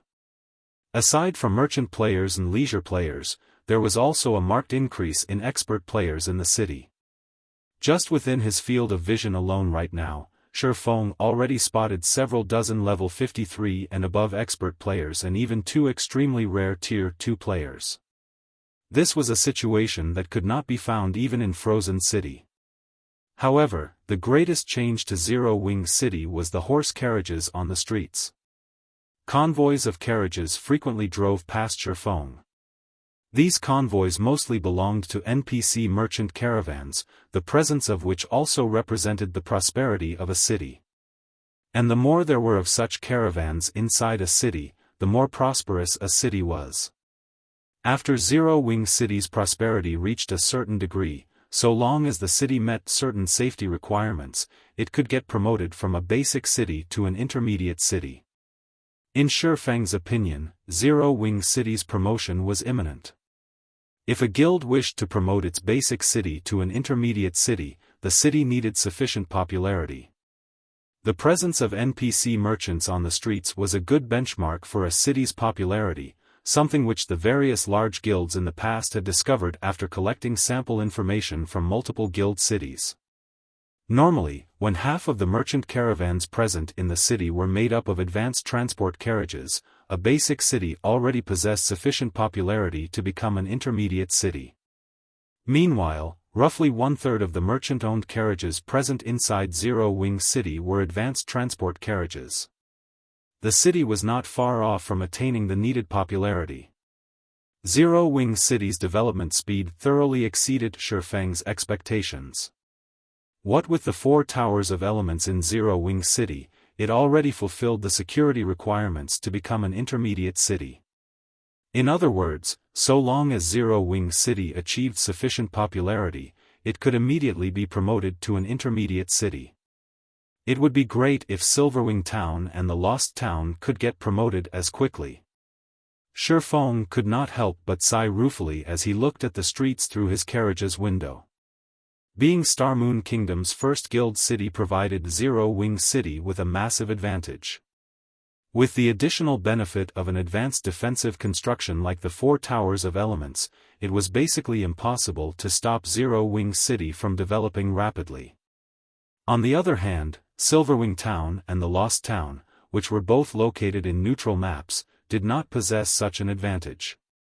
After riding on the horse carriage for about 10 minutes, Xiaofan arrived before the candlelight trading firm, which was as lively as ever. Quite a number of lifestyle players were lined up on one side of the shop waiting to apply to join Candlelight. Guild leader, you're back. Melancholic Smile, who was currently busy handling recruitment procedures on the second-floor hall, was pleasantly surprised to see Xiaofan. Emichim. What's the situation in Zero Wing City and Candlelight right now? Xiaofan asked when he saw Melancholic Smile approaching him. When he noticed the Master Forger's insignia pinned on her chest, he could not help his surprise, asking, "You got promoted to Master already?" "I became a Master Forger just yesterday. It is all thanks to the rare materials you had Solitary 9 and the others deliver. Those materials allowed me to carry out many experiments. In the end, I managed to create an entirely new piece of equipment," Melancholic Smile said. However, despite her humble words, Melancholic Smile still felt a little proud of herself. After all, the threshold of Master was a huge one to cross. At this point in time, tons of lifestyle players were still stuck at the advanced rank, nowhere close to creating a new item. "Since you've already been promoted to a Master Forger, I'll hand over these designs to you," Xiaofan said, taking out a few designs from his bag. He had obtained these designs from the Snow Ruin. One of these designs was for the level 50 Dark Gold weapon Sockham's Blade, one was for level 50 Fine Gold Ranked Plate Armor Armguards, and one was for level 50 Dark Gold Ranked Cloth Armor Robes. Upon taking a closer look at these designs, Melancholic Smile immediately fell into a daze, her hands gripping the designs for Sockham's Blade and the Fine Gold Ranked Armguards tightly. "Guild leader, can I really learn these?" she asked excitedly. If these were merely secret silver-ranked forging designs, she wouldn't have batted an eye at them. However, it was a different story for level 50 Fine Gold and Dark Gold ranked designs because forging items of such quality required completely different techniques and the proper matching of materials to unleash the full potential of the materials used. In short, the rank of a forged weapon or equipment was determined by a forger's capability to utilize the materials involved. If a forger was capable of forging only bronze and mysterious iron-ranked weapons and equipment, then their ability to unleash the potential of raw materials was only at a rudimentary level. Weapons and equipment at the Dark Gold rank, on the other hand, could be considered works of art. At this rank, the matching of materials was practically at a perfect level. Meanwhile, if players wished to create such works of art of their own, they needed to keep learning level 50 plus Fine Gold and Dark Gold ranked forging designs. However, designs of such rank were extremely rare and difficult to obtain. Thus far, aside from the Fine Gold rank and above designs from the Holy City of Titan, the Candlelight trading firm did not possess any other high-ranking designs. Of course. If Candlelight has a tailor who has reached the master rank, then that robe design will be theirs, Xiaofan said, chuckling. This situation made him realize that, aside from various rare materials, he could also get high-ranking designs for lifestyle players from the Ice Crystal world. It wouldn't be a bad idea to have Solitary 9 transfer some of the high-ranking designs they acquired at the Ice Crystal world. Thank you, Guild Leader. I'll make sure to produce weapons and equipment that will be to your satisfaction very quickly. Melancholic Smile was brimming with joy as she stored the designs. Afterward, she started reporting on Zero Wing's current affairs to Xiaofan. Thanks to Zero Wing City and Silverwing Town, Zero Wing's development was zooming along. The guild already had over 240,000 elite members and 7,000 expert members. Those numbers could already rival those of first-rate guilds. With Zero Wing City's player population having exceeded 5 million during this period, it was close to catching up to White River City. Just the entrance fees collected daily provided massive income to the guild.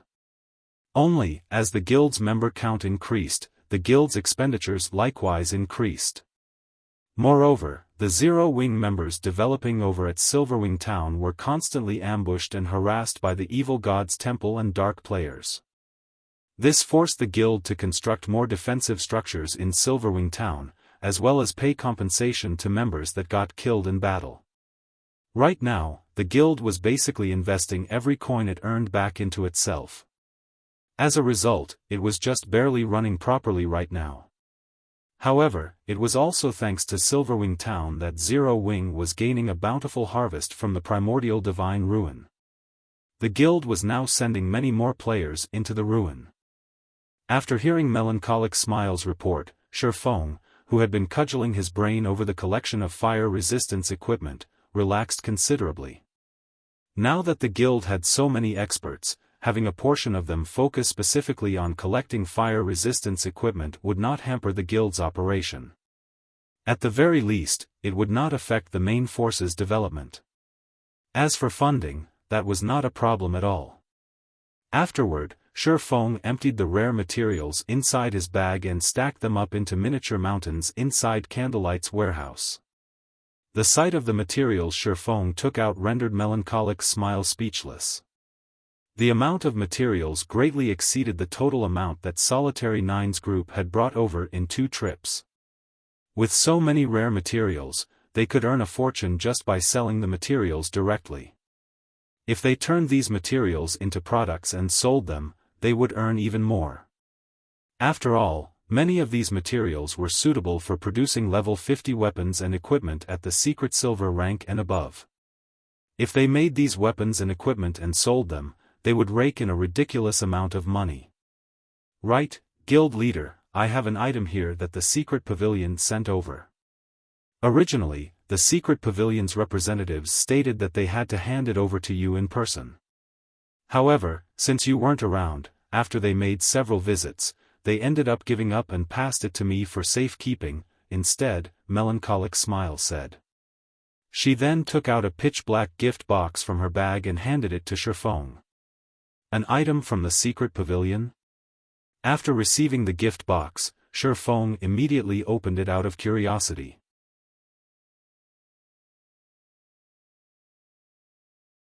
Chapter 1782, Raising Funds. Lucky Old Cat. When Xiaofan tapped on the item, the exquisite gift box opened slowly. Inside the gift box was an exquisite, golden card. Embossed on the card were the words, Secret Pavilion Auction Invitation Card. The invitation card for the Secret Pavilion's auction? Xiaofan took out the card to inspect its attribute panel. This is interesting. Recorded on the card's attribute panel was the address for the venue of the Secret Pavilion's internal auction. The card also served as an electronic pass that allowed entry into the auction. Meanwhile, the card could allow up to 5 people to participate in the auction. Xiaofan knew very clearly what an internal auction hosted by the Secret Pavilion entailed. These internal auctions were a hub of high-class items. Moreover, the auctions weren't limited to items found in God's domain. Real-world items that could be of help to one's progression in the game would also be available. During the first 2 years after God's domain's launch, not even the Dark Arena's dark auction could have compared to the Secret Pavilion's internal auction. Epic items were commonplace in these internal auctions, not worth mentioning. More importantly, the auction would include fragmented legendary items and clues that could lead to legendary items. The internal auction also offered a massive quantity of items. Sometimes, the internal auctions would last 2 days due to so many items for sale. As long as one attended, they could reap a considerable harvest. For Xiaofan, this auction's timing could not be more perfect. He currently needed a large stock of high-quality fire resistance equipment, and the Secret Pavilion, which reached all across the continent of God's domain, definitely had some fire resistance equipment to sell. Purchasing some during this auction would save him a lot of time and effort. Taking a look at the auction's date, he noticed that it would be held in 4 days. He still had time to prepare. Later, Xiaofan gathered Aqua Rose and Gentle Snow to inform them of the Secret Pavilion's invitation. If it were merely a normal auction, he might not have bothered to notify these two, but this was a Secret Pavilion internal auction. Many of God's domain's outstanding experts would be there due to the auction's tradition. To prevent the participating superpowers from monopolizing the finale items, leaving nothing for the other powers, the Secret Pavilion would hold a competition to decide how many of the finale items each power could purchase.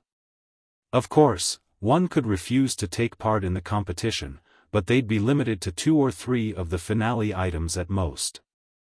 To avoid missing out on anything precious, the various participating powers would show some effort in the competition. After all, the Secret Pavilion's finale items were all extraordinary. Of course, not just anybody could participate in this competition. Only 25-year-olds and younger could participate. If old monsters were allowed to take part, then up-and-coming powers might as well sit still and do nothing. Because of this, the various powers usually brought their outstanding experts to the internal auction. Although these experts were relatively unknown in the current God's domain, they would definitely become famous figures in the future. As Aqua Rose and Gentle Snow were Zero Wings Vice Guild leaders, it was best to let them keep an eye out for these up-and-coming experts. After all, nobody knew if these up-and-coming experts would become enemies in the future. When Aqua Rose saw the invitation card in Xiaofan's hand, she stared with wide, surprised eyes. "Guild leader, you're too awesome. You actually received a gold invitation card. I've heard that the Secret Pavilion has only distributed 50 gold cards this time." Aqua Rose said in admiration. The Secret Pavilion's internal auction was a grand event in the virtual gaming world. Even veteran first-rate guilds like Twilight Echo would only receive a silver invitation card. Meanwhile, those with a gold card would enjoy a massive loan from the Secret Pavilion. Even if one attended the event with empty pockets, they could use the gold card to purchase some items, paying their bills several days later. This provided a massive advantage in the auction. The Secret Pavilion had distributed such gold cards to prevent the various superpowers from casually bidding on finale items and winning them by default or for a very low price. Aqua Rose found it truly hard to believe that Xiaofan had actually received a gold card. "They've only sent out 50. Xiaofan could not help but take another look at the invitation card. During his previous life, he had never participated in any of the Secret Pavilion's internal auctions since Shadow hadn't qualified for an invitation. He had only heard details about the internal auction from other guilds. He certainly hadn't expected the Secret Pavilion to send Zero Wing such a high-ranked invitation card. "Guild leader, can I bring a friend to the auction as well?" Aqua Rose asked hesitantly. Depending on the type of invitation card one received, players could bring a certain number of people with them. Bronze cards, the most common invitation cards, only granted entry to 2 people, and silver cards granted entry to 3 people. Only gold cards granted entry to 5 people. "Sure. We have plenty of slots, in any case," Xiaofan answered. He had only intended to bring Aqua Rose and Gentle Snow to the auction. No one else really mattered. They were only going to get a glimpse at the various major powers' up-and-coming experts. This information would only be useful to management-level figures in Zero Wing. Bringing guild experts wouldn't benefit the guild. On the contrary, he would be wasting his experts' time. "Thank you, guild leader," Aqua Rose said joyfully. Xiaofan, Aqua Rose, and Gentle Snow agreed on a specific time to meet up at the internal auctions venue in the real world. Before this, though, Xiaofan had the two of them lead a team of their own to raid specific team dungeons to acquire some fire resistance equipment. As for Xiaofan, he did his best to collect funds. The secret pavilion's internal auction used 3 different currencies. The first was credits, which was also the most preferred currency of the various superpowers, the second was in-game coins, and the third currency was magic crystals. Currently, Zero Wing severely lacked credits. Hence, that only left the option of paying with coins and magic crystals. Fortunately, the secret pavilion preferred magic crystals and coins. Hence, during the auction, magic crystals and coins would have a priority over credits. However, Xiaofan had no intention of purchasing items using magic crystals since they weren't easy to obtain. Moreover, Zero Wing currently needed a lot more magic crystals to sustain its operation compared to other guilds. Hence, he would have to rely on his coins. Xiaofan had spent 3 full days cooped up inside one of Candlelight's special forging rooms, constantly producing advanced mana armor kits. Even at this stage of the game, advanced mana armor kits were still highly sought after. There simply weren't enough to satisfy market demand. However, Xiaofan hadn't had much time to craft the kits, so supply hadn't increased. Now, not only could he use these advanced mana armor kits to make money, but he could also use them to increase his forging proficiency. 100,000 proficiency points were required for a basic master forger to become an intermediate master forger. Only after a basic master forger had the required forging proficiency and created the necessary number of weapons or equipment could they become an intermediate master forger. Producing both the Bronze Guardian Puppet and the Hell Chariot required an intermediate master forger. Between the Bronze Guardian Puppet and the Hell Chariot, it was easier to acquire the necessary materials and manpower to craft the Hell Chariot. If Candlelight could produce Hell Chariots, it would be of immense help to Zero Wing. Aside from Xiaofan, the only basic master forger in the Candlelight trading firm was Melancholic Smile. However, as Melancholic Smile had just reached that rank, she would need some time to become an intermediate master forger. The best candidate to become an intermediate forger right now was Xiaofan himself. While Xiaofan had worked to maximize his coin profits, he had Melancholic Smile sell some of the less important rare materials they had in stock.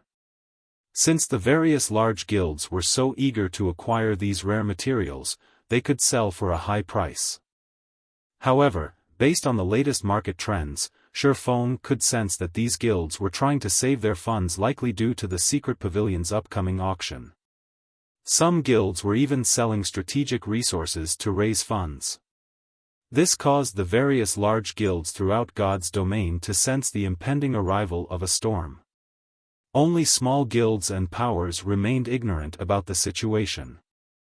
Some minor powers even felt lucky that they had been able to purchase quite a few items they normally couldn't find. After the advanced mana armor kits and rare materials had sold, Xiaofan had earned over 80,000 gold. Including some of the coins Zero Wing City and Stone Forest Town generated, Xiaofan had a total of 124,000 gold coins in his bag. This was definitely enough to inspire awe in any first-rate guild.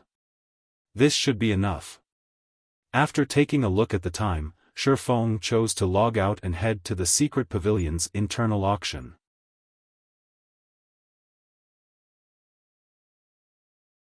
Chapter 1783, Secret Pavilion Auction. Lucky Old Cat. Tianyuan City, Secret Pavilion Branch. The branch headquarters was a 181-story tall building that stood in the city's business district. The area the building occupied could fit a stadium that could accommodate 100,000 people. It was one of the most iconic buildings in the entire city.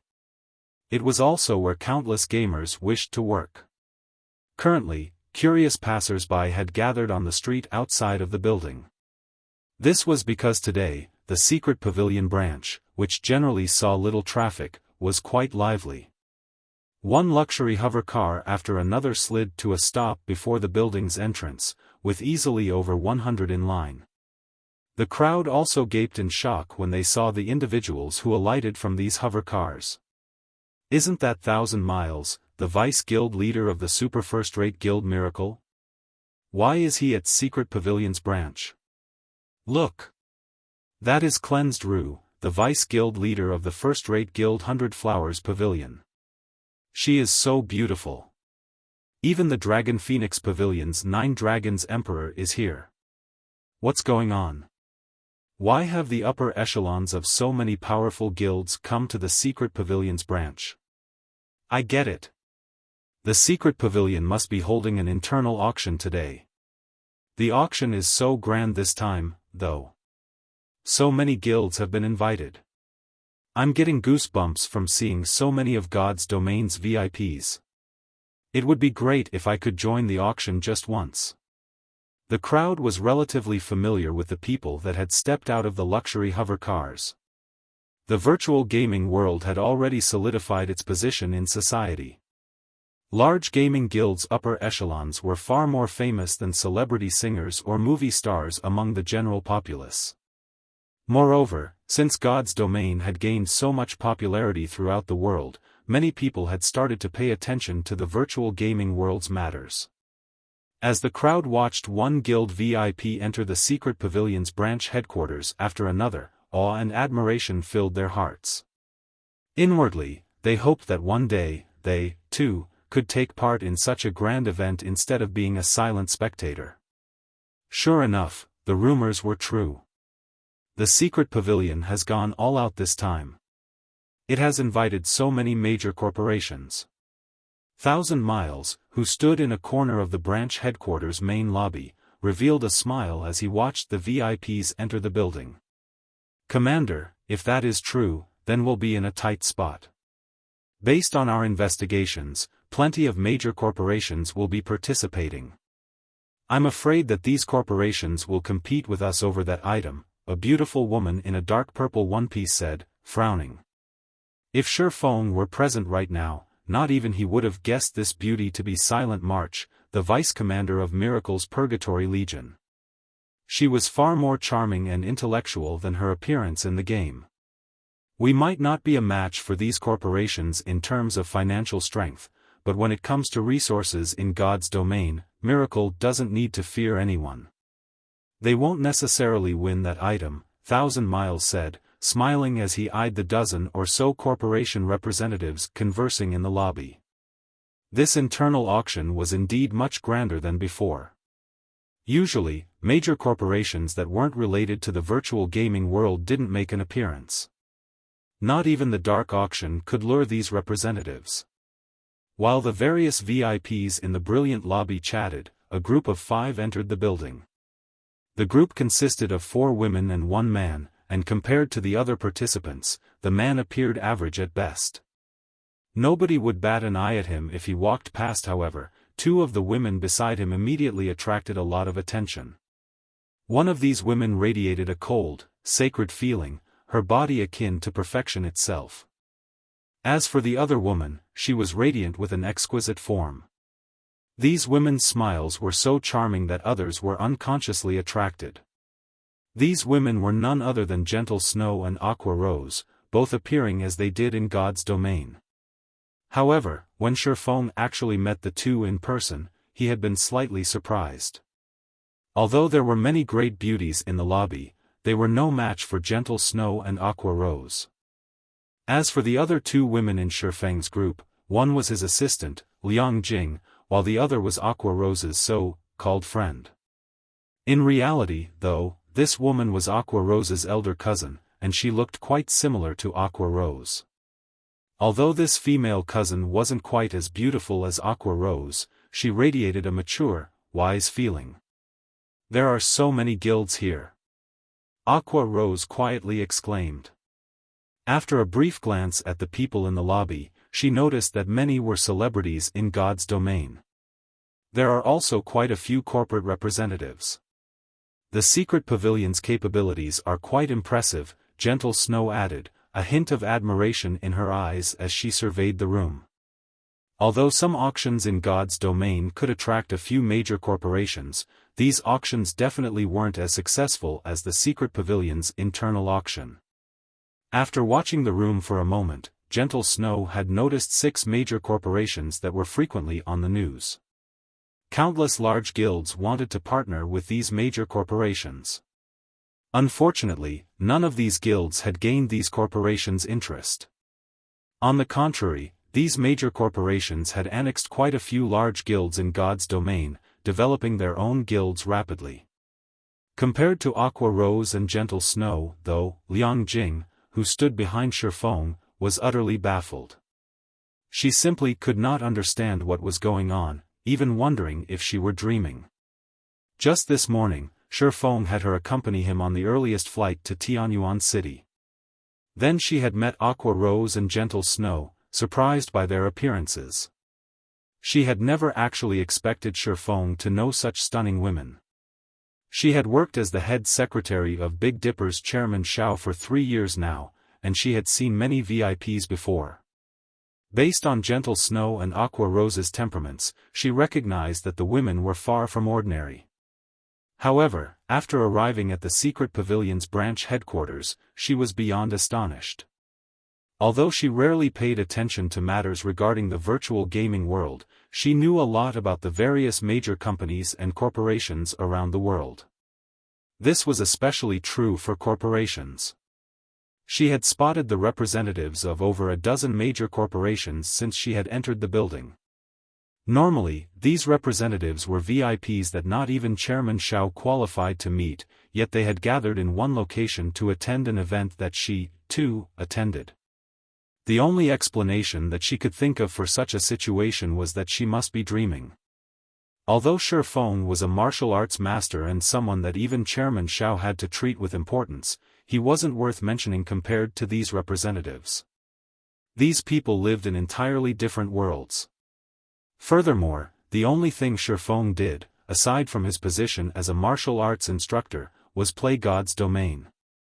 While God's domain was very popular, in Liang Jing's opinion, it was only a virtual reality game. Even if a virtual reality game were quite impressive, how could it possibly attract the attention of powerful international corporations? What Liang Jing did not know was that God's domain was unlike any virtual reality game in the past. God's domain was capable of extending its players' lifespans. If one took care of their body properly, it was possible to extend their lifespans by decades and centuries.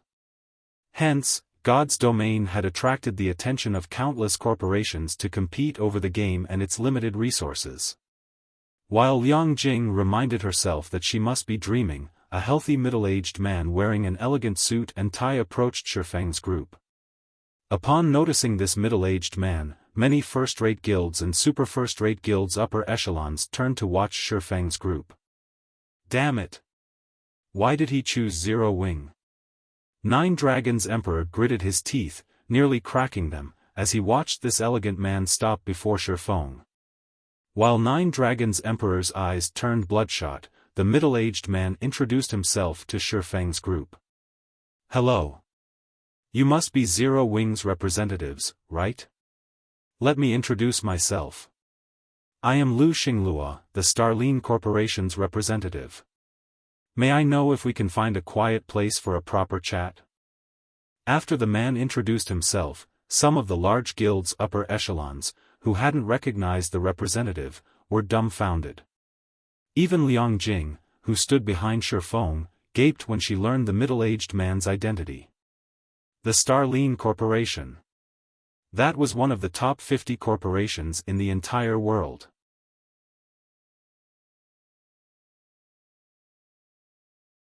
Chapter 1784, Unyielding Soul. Lucky old cat.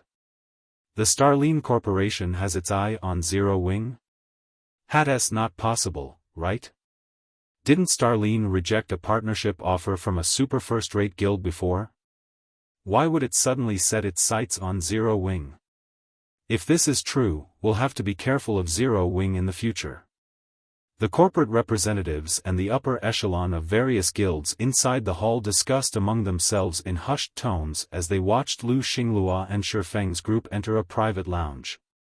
Meanwhile, Nine Dragons' Emperor, who had quietly watched these proceedings from a corner of the room, frowned deeply.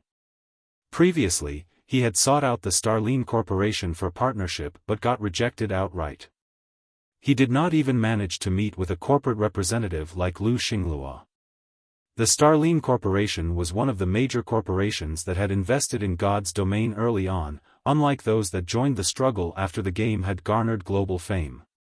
Hence, the Starline Corporation already had a solid foundation in God's domain, so much so that even the various superpowers feared the corporation greatly. If Zero Wing really partnered with the Starline Corporation, then he would have a much harder time dealing with Zero Wing in the future. Uncle Yuan, what do you think this is all about? Is the Starline Corporation actually trying to partner with Zero Wing? Purple Jade, who was wearing a white dress, asked curiously as she watched Shifeng's group enter the private lounge. I'm not sure. From what I know, the Starline Corporation has never taken the initiative to seek a partnership with a guild before. Could Zero Wing still have some secrets that we are not aware of? Yuan Tianxin replied, shaking his head. He was also very confused by this situation. In fact, even the secret Pavilion wanted to collaborate with the Starline Corporation, which held a large amount of energy resources, especially the extremely rare high-level energy. If the secret Pavilion could get its hands on sufficient high-level energy, it would be able to nurture many more experts than before. This was also the reason why many super first-rate guilds and super guilds sought a partnership with the Starline Corporation. Inside the spacious private lounge, both sides were currently seated on leather sofas and observing each other. At this moment, Shifeng was honestly surprised that the famous Starline Corporation would approach Zero Wing. As for Liang Jing, she was already close to fainting. After the silence persisted for a while, Lu Xinglua shifted his gaze to Aqua Rose's cousin, revealing a playful smile as he said, "Miss Mu Lingsha, your unyielding soul really is tenacious. Do you think that, just because you managed to worm your way into the secret pavilion's internal auction this time, you'll be able to obtain that thing and avoid defeat?" Due to Lu Xinglua's words, the atmosphere inside the room suddenly became tense. Meanwhile, Shifeng and Gentle Snow automatically turned to look at Aqua Rose's cousin, who had remained silent all this time. She's someone from Unyielding Soul? Gentle Snow blinked repeatedly, her heart full of surprise as she looked at Mu Lingsha. Unyielding Soul was a veteran super first-rate guild. At its peak, it had been stronger than many super guilds. Although it had not made headlines during the past few years, it was still much stronger than the current Dragon Phoenix Pavilion. She found it very hard to imagine that such a super first-rate guild would need to rely on Zero Wing to get into the internal auction. What Gentle Snow did not know was that the secret pavilion had not sent an invitation to Unyielding Soul this time due to the Starline Corporation's meddling. Hence, Mu Lingsha had turned to Aqua Rose for help. The first reason for her decision was her family ties with Aqua Rose. The second reason was Aqua Rose's having been under Unyielding Soul and Mu Lingsha's care during her youth. Hence, the two of them could be considered best friends as well. As for getting Twilight Echo's help, that first-rate guild had refused to share any of its participation slots with Mu Lingsha when she asked. Just when Aqua Rose was feeling troubled by Mu Lingsha's request for help, Shifeng happened to reveal that he had received an invitation, a golden invitation card at that. Since there were additional slots, Aqua Rose ended up asking for one for her cousin. Meanwhile, despite having heard Lu Xinglua's question, Mu Lingsha remained silent for a long time. Just as she was about to say something, Lu Xinglua turned his gaze to Shifeng and Gentle Snow, who wore confused expressions on their faces. "It seems you don't know about this matter. Fine, then. I'll treat this as Zero Wing being ignorant and overlook your transgressions. Afterward, just notify the secret pavilion security and have them escort Miss Mu out of the building. In compensation for your wasting a participation slot, I'll send you 1 million credits later, Lu Xinglua said. He then sent one last glance at Mu Lingsha before standing up to leave. At Lu Xinglua's words, Mu Lingsha fell into despair. In the secret pavilion's internal auction, nobody had the authority to meddle with the people brought along by other invited persons. Only the invited persons themselves were allowed to send away their companions. The Starline Corporation possessed massive influence both in the game and in the real world, as proven by the fact that the secret pavilion had not sent an invitation to Unyielding Soul this time. If even an entity as powerful as the secret pavilion had shrunk back because of the Starline Corporation, there was no need to mention what kind of response a minor existence like Zero Wing would make. Meanwhile, Aqua Rose, who was sitting beside Xiaofan, also turned pale at this turn of events. She had never thought that their actions would get discovered. Mu Lingsha was her best friend. However, Aqua Rose also owed Zero Wing a huge debt of gratitude. Caught in a dilemma, she was at a loss as to what to do. Just when Lu Xinglua's party made for the lounge's door, a voice suddenly rang out inside the room. 1 million credits? Chief Lu sure is generous. Unfortunately, Zero Wing can't accept this generosity. Since there aren't any other matters to discuss, we'll be taking our leave first. Although these words were spoken with a calm tone, they deeply ingrained themselves in the minds of everyone present. Aqua Rose, Mu Lingsha, and Liang Jing instinctively turned to Xiaofan, the originator of these words. Meanwhile, Gentle Snow revealed a bitter smile as she helplessly shook her head, her expression conveying that she had expected this outcome. However, although Gentle Snow had a troubled look on her face, her eyes shone with joy and excitement. After all, it was because of this attitude of Xiaofang's that she had chosen to join Zero Wing back then. Despite Zero Wing having grown considerably, Xiaofan remained the same as before. He did not change his principles just because he now had more responsibilities on his plate. Although Xiaofang's decision would bring no small amount of trouble to the guild, she still strongly supported this decision. Guild Leader Aqua Rose was greatly moved as she looked at Xiaofan, who currently wore a calm and indifferent expression. Meanwhile, Liang Jing's mouth was hanging wide open. Although she did not understand what exactly was going on here, she knew very clearly just how frightening the Starline Corporation was. If Xiaofan were to blatantly defy Lu Xinglua, Starline's representative, he would definitely incur a disaster. Moreover, it would be a disaster that could drive even Chairman Xiao to despair. Lu Xinglua, who had just arrived at the door, suddenly stopped.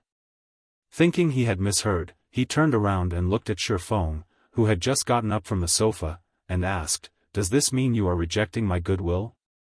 Although Lu Xinglua had spoken in a very bland and calm tone, the air inside the room seemed to have frozen when he was done speaking, the atmosphere becoming somewhat stifling. The pressure he exerted with his words even made Liang Jing shudder. Lu Xinglua was only an ordinary person. However, behind him was a monumental existence.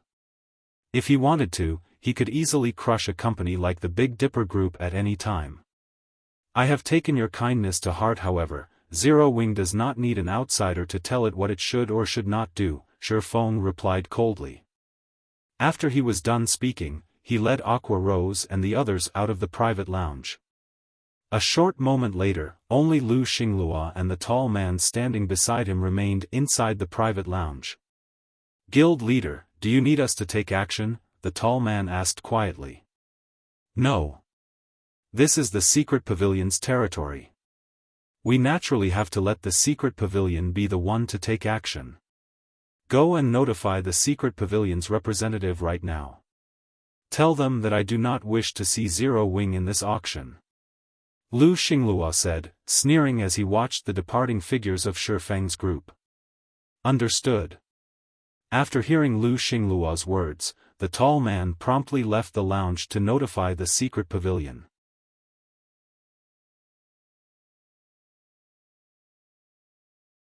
Chapter 1785, Gold VIP. Lucky old cat. Inside the top floor hall. When Xiaofan's group exited the private lounge, it immediately attracted the attention of the various major powers present. Huh? They're out so soon? Could they be done negotiating already? Zero Wing's group had entered the private lounge less than 5 minutes ago. Everyone could not control their curiosity at this sudden development. However, just as everyone was wondering about the results of the talks between Zero Wing and the Starline Corporation, a tall man wearing a black suit walked out of the private lounge as well. When this tall man exited the lounge, he sent a sneer at Xiaofang's group before heading for Unyielding, who was entertaining the representatives of the various major powers present. What's going on? Did the negotiations fail? Everyone in the room was familiar with this tall man. After all, he was Lu Xingluo's bodyguard, who also served as his aide. Meanwhile, the bodyguard's expression was not what one would make after a successful negotiation, no matter how they looked at it. Rather, it seemed more like he was ridiculing Zero Wing's group. Walking beside Xiaofan, Aqua Rose noticed Lu Xingluo's bodyguard's direction, and her complexion darkened. Are they planning on using the secret pavilion to deal with us? Aqua Rose could not help frowning in worry as she watched the bodyguard getting increasingly closer to Unyielding. The Starline Corporation had already relied on its influence to stop the secret pavilion from sending an invitation to Unyielding Soul, a super first-rate guild. Getting the secret pavilion to remove Zero Wing from the auction would be even easier. If Zero Wing were to miss out on this internal auction, it would suffer a massive loss. No need to panic. Let's see how things develop first, Xiaofan said calmly as he looked at Lu Xingluo's bodyguard. If it really isn't possible, then we'll just leave. While it was indeed true that the items auctioned by the secret pavilion were extraordinary, Zero Wing was not so desperate that it would collapse just because it couldn't get them. At this time, Mu Lingsha walked up to Xiaofan. Thank you. Because of my problem, I have caused Zero Wing to provoke the Starline Corporation. I'd like to use a plot of land in Dark Knight City as compensation. The land is under my name and is located near the city's central district. Mu Lingsha thanked Xiaofan sincerely. When faced with the threats and pressure of the Starline Corporation, few would be willing to help Unyielding Soul. After all, even Twilight Echo, a veteran first-rate guild that had close ties with Unyielding Soul, had yielded to Starline's tyranny. Nonetheless, Zero Wing, a guild that had practically no relations with Unyielding Soul, had actually stood up to Starline for Unyielding Soul. Upon hearing Mu Lingsha's words, Aqua Rose and Gentle Snow turned involuntarily to look at her in surprise. They had never thought that Mu Lingsha would use a valuable plot of land located within the Dark Knight Empire's imperial capital as a token of gratitude. Nowadays, major corporations and companies around the world were investing in God's domain, boosting the prices of lands in major NPC cities as a result, especially in kingdom capitals and imperial capitals. A plot of land without high potential would still sell for a fortune. As for those with high potential, even if one offered tens of thousands of gold to purchase such a land, nobody would be willing to sell. Xiaofan found it difficult to refuse such compensation. The Dark Knight Empire's imperial capital had a player population of over 10 million. If he could set up the Candlelight trading firm on this plot of land, the trading firm would gain access to all these players. At that time, Candlelight's income would definitely increase by a significant margin. Hence, Xiaofan ended up accepting Mu Lingsha's offer. Meanwhile, over at Unyielding's location, Lu Xingluo's bodyguard had arrived before Unyielding and relayed his employer's words to him. Upon receiving this unreasonable demand, Unyielding fell silent. He simply could not figure out just what Zero Wing had done to anger Lu Xingluo this much. I hope that the secret pavilion can make a decision soon. The Starline Corporation dislikes having to wait, Lu Xingluo's bodyguard said in an indifferent tone. In his opinion, there was no need to consider this decision at all. The Starline Corporation was entirely out of Zero Wing's league. It would be in the secret pavilion's best interests to go along with the Starline Corporation's demands and remove Zero Wing from the auction. The nearby people who overheard the bodyguard's words were momentarily dumbfounded. They had never thought that Zero Wing would be so bold as to actually provoke the Starline Corporation. Zero Wing really is overestimating itself to go against the Starline Corporation. When Nine Dragons' Emperor received this piece of news, he could not help but laugh. Previously, he thought that Zero Wing would obtain the Starline Corporation's support. If that had happened, he would most likely be doomed. After all, Phoenix Rain would have indirectly gained a powerful helper in the fight to become the great Pavilion Master. However, now that Zero Wing had provoked the Starline Corporation, not only did this outcome not provide Phoenix Rain with the slightest bit of help, but it would also become a huge hindrance to her becoming the great Pavilion Master. After all, the Guild Elders would have to take the Starline Corporation into account when considering Phoenix Rain for the position.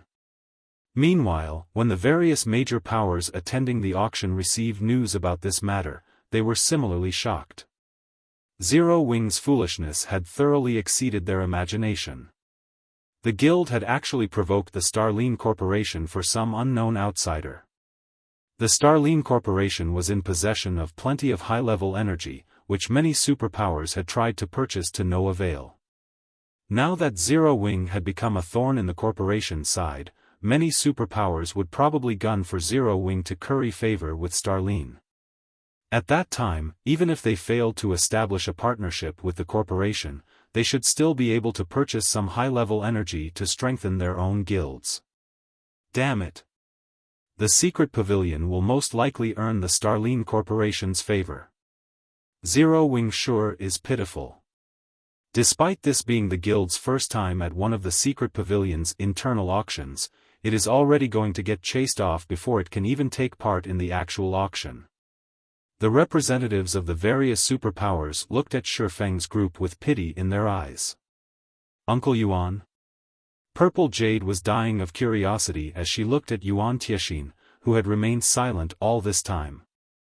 Yuan Tiexin was the host for this auction. All matters relating to this secret pavilion branch were currently under his management. In normal times, the secret pavilion would definitely remove Zero Wing from the premises without hesitation, to curry favor with the Starline Corporation. After all, there was simply no comparison between the two. What is it? I'm just asking to have Zero Wing's people removed from the auction venue. Is this a difficult matter for you to accomplish? Lu Xingluo's bodyguard demanded in irritation as he looked at the unresponsive Yuan Tiexin. It is indeed very difficult, as I do not have this authority. Although I am the host for the auction this time, Zero Wing is just like the Starline Corporation and is a VIP invited with a gold card, Yuan Tiexin explained after taking a deep breath.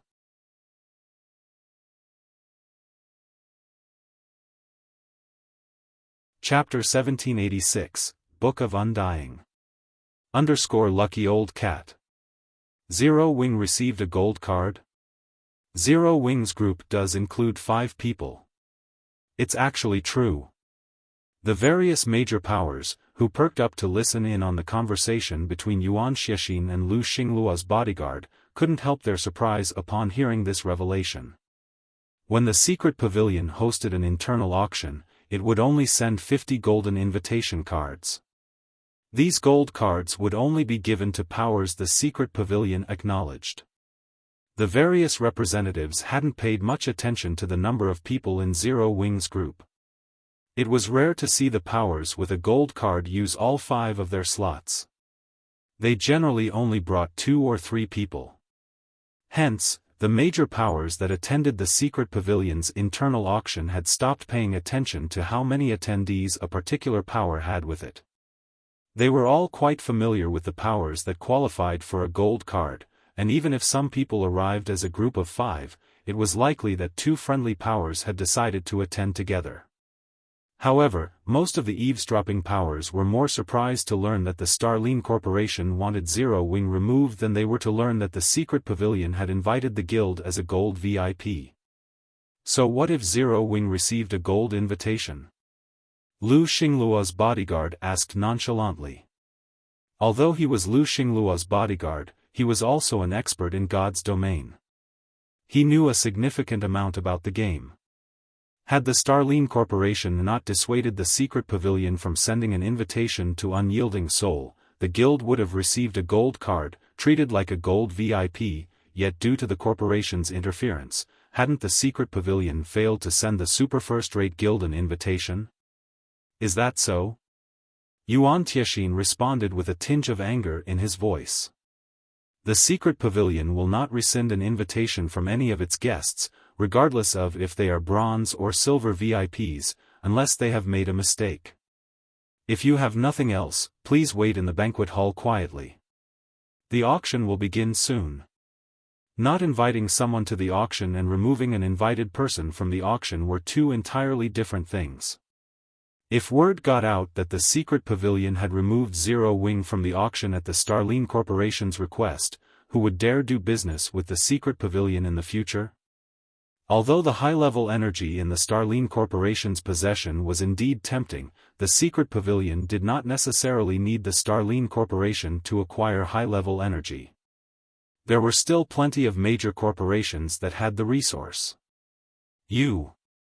Lu Xingluo's bodyguard was furious. He had never expected the secret pavilion to show the Starline Corporation so little respect. As he thought about correcting this insult, he locked eyes with Yuan Tiexin's two bodyguards, whose auras were no weaker than his. Clenching his teeth, he turned and left. The spectating powers were dumbfounded. None of them had dreamed that the secret pavilion would disrespect the Starline Corporation. However, the representatives from the various super first-rate guilds and super guilds weren't overly surprised about the outcome. Although the Starline Corporation wielded considerable influence, the several corporations backing the secret pavilion were no weaker than Starline. The Starline Corporation was somewhat unique in how much high-level energy it possessed, and that was the only reason the various superpowers showed it some respect. After all, in the current era, many aspects required high-level energy. It was also because of this reason that the Starline Corporation had always done things in a tyrannical way. This was also something superpowers like themselves had long since gotten used to. However, while they would concede to the Starline Corporation in small matters, no superpower would bow to the corporation in crucial matters, much less a transcendental power like the secret pavilion. Uncle Yuan, you were so amazing. When we return, the guild leader will likely request a meeting, Purple Jade said, giggling. You little girl. Yuan Tiexin rolled his eyes at Purple Jade. He then shifted his gaze towards Shifeng's group. However, Zero Wing really knows how to cause trouble wherever it goes. It even dares to meddle in matters between the Starline Corporation and Unyielding Soul. The Starline Corporation and Unyielding Soul were going at each other's throats in the Dark Knight Empire in a struggle that would only end once one of them had been utterly defeated. Meanwhile, the chances that Unyielding Soul would lose were very high. It would not even be surprising if Unyielding Soul fell from its position as a super first-rate guild. Unyielding Soul's main headquarters was in the Dark Knight Empire, and the guild had focused a lot of its efforts on developing in the Empire. If it lost the Dark Knight Empire, its strength would diminish tremendously. Meanwhile, in the private lounge Lu Xingluo occupied, Lu Xingluo's bodyguard quickly relayed Yuan Tiexin's response. Guild leader, the secret pavilion is refusing to show us the respect we deserve. Should we put some pressure on the pavilion? The tall bodyguard asked. No. There's no need to sour our relationship with the secret pavilion over this small matter. So what if Unyielding Soul gets to attend this auction? With the guild's foundations, competing with us here will be futile, Lu Xingluo said, shaking his head. He was not his bodyguard. He knew just how powerful the secret pavilion was. If the Starline Corporation truly angered the secret pavilion, the corporation would get the short end of the stick, not the pavilion. The secret pavilion simply had too much influence in God's domain, and it had even more resources. Very few superpowers in God's domain could compete with the pavilion. What about Zero Wing? The bodyguard asked again. A worm. Once we return, notify the players from Dark Soul and have them take care of it, Lu Xinglua said, snorting. Even a super first-rate guild like Unyielding Soul amounted to nothing in his eyes, much less an up-and-coming guild like Zero Wing. Of course, although he did not regard Zero Wing with any importance, since a worm had dared to insult him, he would stomp it to death. Understood, the bodyguard sneered. Had Zero Wing obediently accepted their goodwill, it would have received at least 1 million credits, but now that Lu Xinglua wanted to mobilize Dark Soul, it wouldn't be long until the guild was obliterated from God's domain. Meanwhile, in the banquet hall, the previously dull atmosphere had livened considerably after the drama between the Starline Corporation and Zero Wing. After everyone chatted for a while longer, some staff members came and notified the guests about the start of the auction. The representatives then made their way towards the venue the secret pavilion had prepared. Compared to the auction venues in God's domain, the secret pavilion's venue wasn't worth mentioning. The venue could, at most, house around 3,000 people. That was a fraction of the auction venues in God's domain, which could easily house tens of thousands of people. However, nobody looked down on the small venue. The most insignificant of the guests were representatives from first-rate guilds. Second- and third-rate guilds could never qualify for an invitation. Moreover, the secret pavilion had prepared plenty of items for this auction. As the first internal auction since God's domain had launched, the secret pavilion had over 2,000 items for sale, and none of these items could be purchased in the game. Among these items, over 150 had been set aside for the finale. Needless to say, these finale items were extraordinarily valuable. The cheapest among these items had a minimum bid of 2,000 gold. Once the bidding began, even first-rate guilds would despair. However, every one of these finale items was definitely worth its weight in gold. Otherwise, the secret pavilion wouldn't have bothered with them. Ladies and gentlemen, welcome to the secret pavilion's internal auction. As always, items will go to the highest bidder. This time, though, we will give priority to bids involving God's domain's magic crystals and coins, Yuan Tiexian explained after stepping onto the main stage. Without further ado, let us begin the auction and welcome our first item for the day. When Yuan Tiexian finished speaking, the image of a thick tome appeared on the virtual display above him. Several words graced the tome's cover in large text, and based on the footage, it was clear that the tome passively gathered mana around it. The tome certainly wasn't an ordinary item. The item instantly grasped the crowd's attention. The Book of Undying? Xiaofan could not help his shock when he saw the image. Why is this thing here?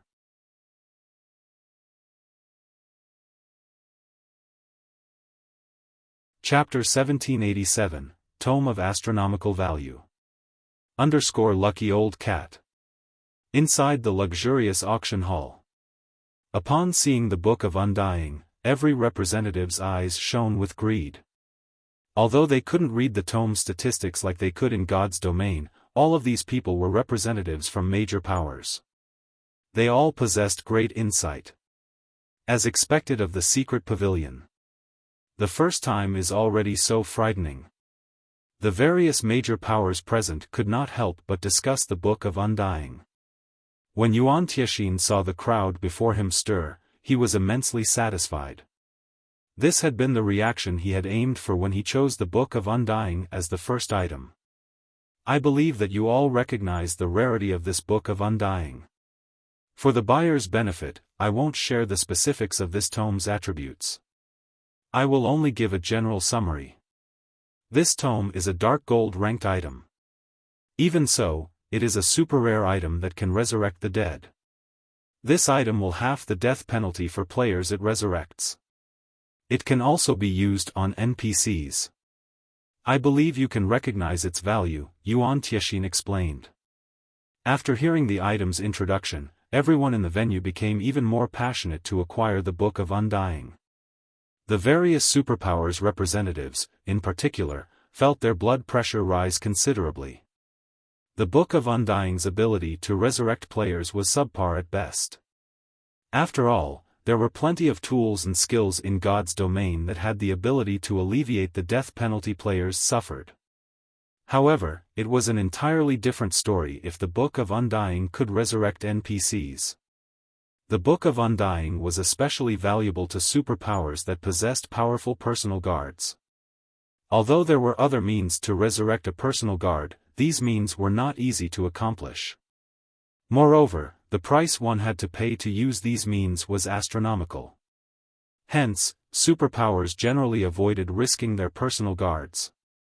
However, as the Book of Undying was a dark gold item, not a one-time use item, it could be used indefinitely. In other words, with this item, one could freely resurrect their personal guards. They would not have to worry about their personal guards dying by accident. The Book of Undying was far more valuable than some ordinary epic item. I won't waste your time. The starting price is 1,000 gold, with each increment being no less than 50 gold. In addition, credit bids will not be accepted. Yuan shouted. 1,500 gold. 2,000 gold. 2,500 gold. The price quickly soared to 5,000 gold, and the various major powers were surprised by how fast the price had risen. The bidding even troubled first-rate guilds. Although their guilds earned quite a bit of wealth every day, their daily operations required a lot of coins and resources. In preparation for the auction today, the various major powers had raised a significant amount of funding, but even so, these first-rate guilds had only prepared around 30 to 40,000 gold. They couldn't possibly throw all their money at a single item. Moreover, all of the attending powers had specific targets in mind. They all wanted to win the items that their guilds needed most. 8,000 gold. 9 Dragons Emperor, who sat in one of the second-floor rooms, increased the price by 3,000 gold, immediately silencing the various major powers in the first-floor hall. While the various powers could afford to raise the bid further, on the off chance that they won the tome, they'd have trouble winning the items they truly wanted. 10,000 gold. However, a few seconds after the 8,000 gold bid went up, Xiaofan, who occupied room number 8, raised it. Who placed that bid? You can buy epic equipment with that kind of money. It seems Zero Wing is the bidder. This is insane. This is only the first auction item. The major powers in the first-floor hall could not help but turn to look at Xiaofang's room, astonished by the man's generosity. What they didn't know, however, was that Xiaofan understood more about the Book of Undying than its current owner. He knew exactly how valuable the item was. On its own, the Book of Undying was only worth around 10,000 gold, roughly as much as an epic weapon. While the Book of Undying was capable of resurrecting NPCs, it wasn't capable of resurrecting all NPCs. The secret pavilion had failed to mention this bit of crucial information. At the end of the day, the Book of Undying for auction was only a dark gold item. Although the skill it possessed was heaven-defying, there was a limit to the skill's effects. At dark gold rank, the Book of Undying could only resurrect tier 2 NPCs and players. It wouldn't be effective on tier 3 and above existences. Otherwise, it wouldn't just be a dark gold item. This had been why the secret pavilion had been willing to part with the tome, putting it up for auction. The various major powers had likely guessed the tome's limitations, as well, which explained why they weren't enthusiastic to purchase the item. If the Book of Undying were an epic item, the various superpowers would likely bid like madmen. No one would have been surprised to see the tome's price climb to 5 times more than its current bid. However, even though the Book of Undying was only dark gold rank, the fact that it was available was a pleasant surprise for Xiaofan. Although the tome wouldn't help him resurrect Tier 3 NPCs and above, it was enough for Xiaofang's uses right now. At the very least, he could involve Anna and Kite in combat without worrying about them dying. After Xiaofan had raised the bid for the Book of Undying to 10,000 gold, Nine Dragons Emperor gave up on the item. For him, the Book of Undying was a collector's item of sorts. Paying more for it wouldn't be worthwhile. 10,000 gold going once.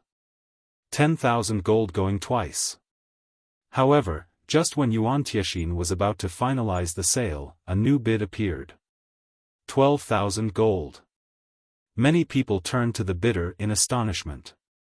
Meanwhile, the person who had placed this new bid was none other than the Starline Corporation's Lu Xinglua. 13,000 gold. Xiaofan raised the bid once more. This surprised everyone further. They never thought that Xiaofan would be so desperate for the Book of Undying. That was 13,000 gold they were talking about. With that kind of money, he could purchase a valuable plot of land in any capital. 13,500 gold. 14,000 gold. 14,500 gold. Whenever Xiaofan placed a new bid, Lu Xinglua quickly added another 500 gold. When the price rose to 20,000 gold, the various major powers were utterly dumbfounded. Paying 20,000 gold for a dark gold item was ridiculous. It'd be far more beneficial to build a town with this money. 24,000 gold. Not wanting to waste time, Xiaofan raised the price by another 4,000 gold. As the price rose, Unyielding's breathing became a little heavier. The bid was already more than double what he had expected. "Forget it, I don't want this item anymore," Lu Xinglua said, chuckling as he relented. Once Lu Xinglua dropped out of the bidding, Xiaofan eventually won the Book of Undying, surprising many of the representatives with Zero Wing's financial strength. They also inwardly ridiculed Zero Wing for spending 24,000 gold on a dark gold item. Even Gentle Snow and Aqua Rose felt that it was excessive to purchase the Book of Undying for such a high price. However, after Xiaofan paid the 24,000 gold by connecting to God's domain's main God system via his quantum watch and received the Book of Undying from the secret pavilion, his smile was bright. The Book of Undying was a dark gold item, but he knew something the secret pavilion had failed to discover. There wasn't just one Book of Undying in God's domain, but 13. Every one of these tomes was a dark gold item, which Undying Dionysius had penned personally. Even Tier 6 gods had failed to kill Dionysius, hence his title of Undying. In the end, an ancient god had sealed Dionysius away. Meanwhile, the 13 books of Undying contained all of Dionysius's power, and there were rumors stating that Undying Dionysius had recorded a method of self-resurrection in his books. How could these tomes, written by such a powerful existence, be just ordinary dark gold items? The books of Undying were powerful in the fact that they could be merged. When one combined 2 copies of the Book of Undying, its ability would improve. Only after merging all 13 books of Undying could one display the tome's true power. As for the complete book's rank, no one had known even 10 years after God's domain's launch. However, most people guessed that it would be a legendary item. This was because only 10 copies had ever been found, and the strongest Book of Undying had only absorbed 2 other copies, reaching epic rank. As an epic item, the Book of Undying could resurrect Tier 3 NPCs. Now that a Book of Undying had appeared before him, it wouldn't do him any harm to start collecting the tomes now. On the off chance that he found 3 copies one day, he could upgrade the tome to epic rank, and it would be of great help to him. Once the Book of Undying's auction had concluded, Unyielding proceeded to introduce other auction items. However, none of the following items were nearly as valuable as that first tome. Moreover, representatives could pay for the following items with credits. Xiaofan had to admit that the secret pavilion offered a large variety of items, including 20+ pieces of level 50 fine gold equipment and 50+ level 50 secret silver equipment pieces that increased fire resistance. In the end, Xiaofan had spent over 3 gold to acquire all of them. If not for Lu Xingluo's interference, raising the price from time to time, he could have easily purchased this equipment for only 4,000 gold. By the time the ordinary items had sold, more than a day had passed. The secret pavilion then hosted a friendly competition to determine how many finale items each of the various powers could purchase. This friendly competition also gave everyone a glimpse of the various superpowers up-and-coming experts. Finally, we'll start the bidding for our first finale item of the day. Yuan Tianxin announced, chuckling as he glanced at the second-floor rooms. I believe that many of you are familiar with this next item. On cue, several images appeared on the display above the stage. When these images had appeared, a commotion tore through the attentive crowd. Even the representatives in the second-floor rooms stared with bloodshot eyes. When Mu Lingsha, who sat beside Aqua Rose, saw these images, her fists balled as excitement lit up her face. She simply couldn't keep her calm.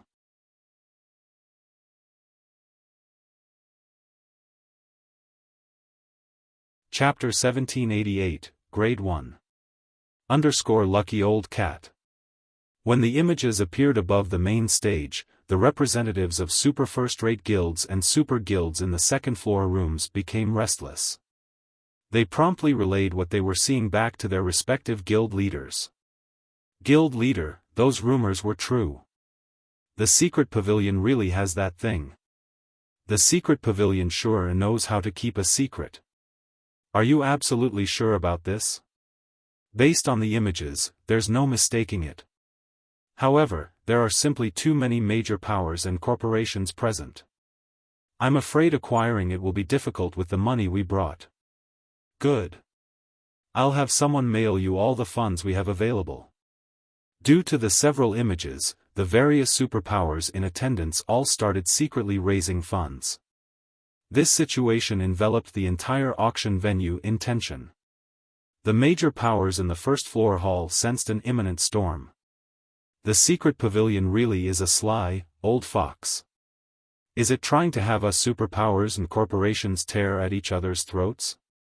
Nine Dragons Emperor tightly balled his fists, his eyes gleaming with indescribable excitement. He turned to Martial Dragon, who sat beside him, and said, "Quick! Have Blood Dragon sell all our available resources in the Black Dragon Empire.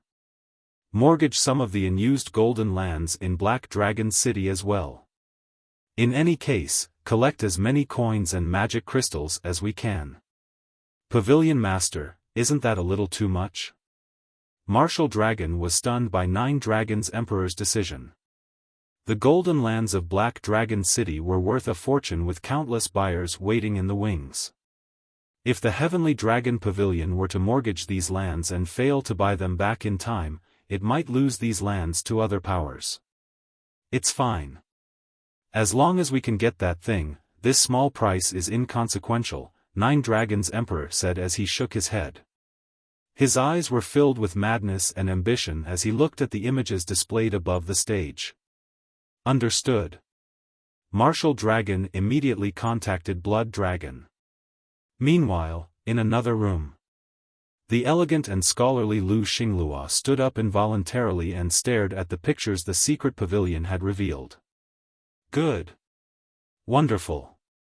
As long as we obtain this, the entire Dark Knight Empire will be mine for the taking.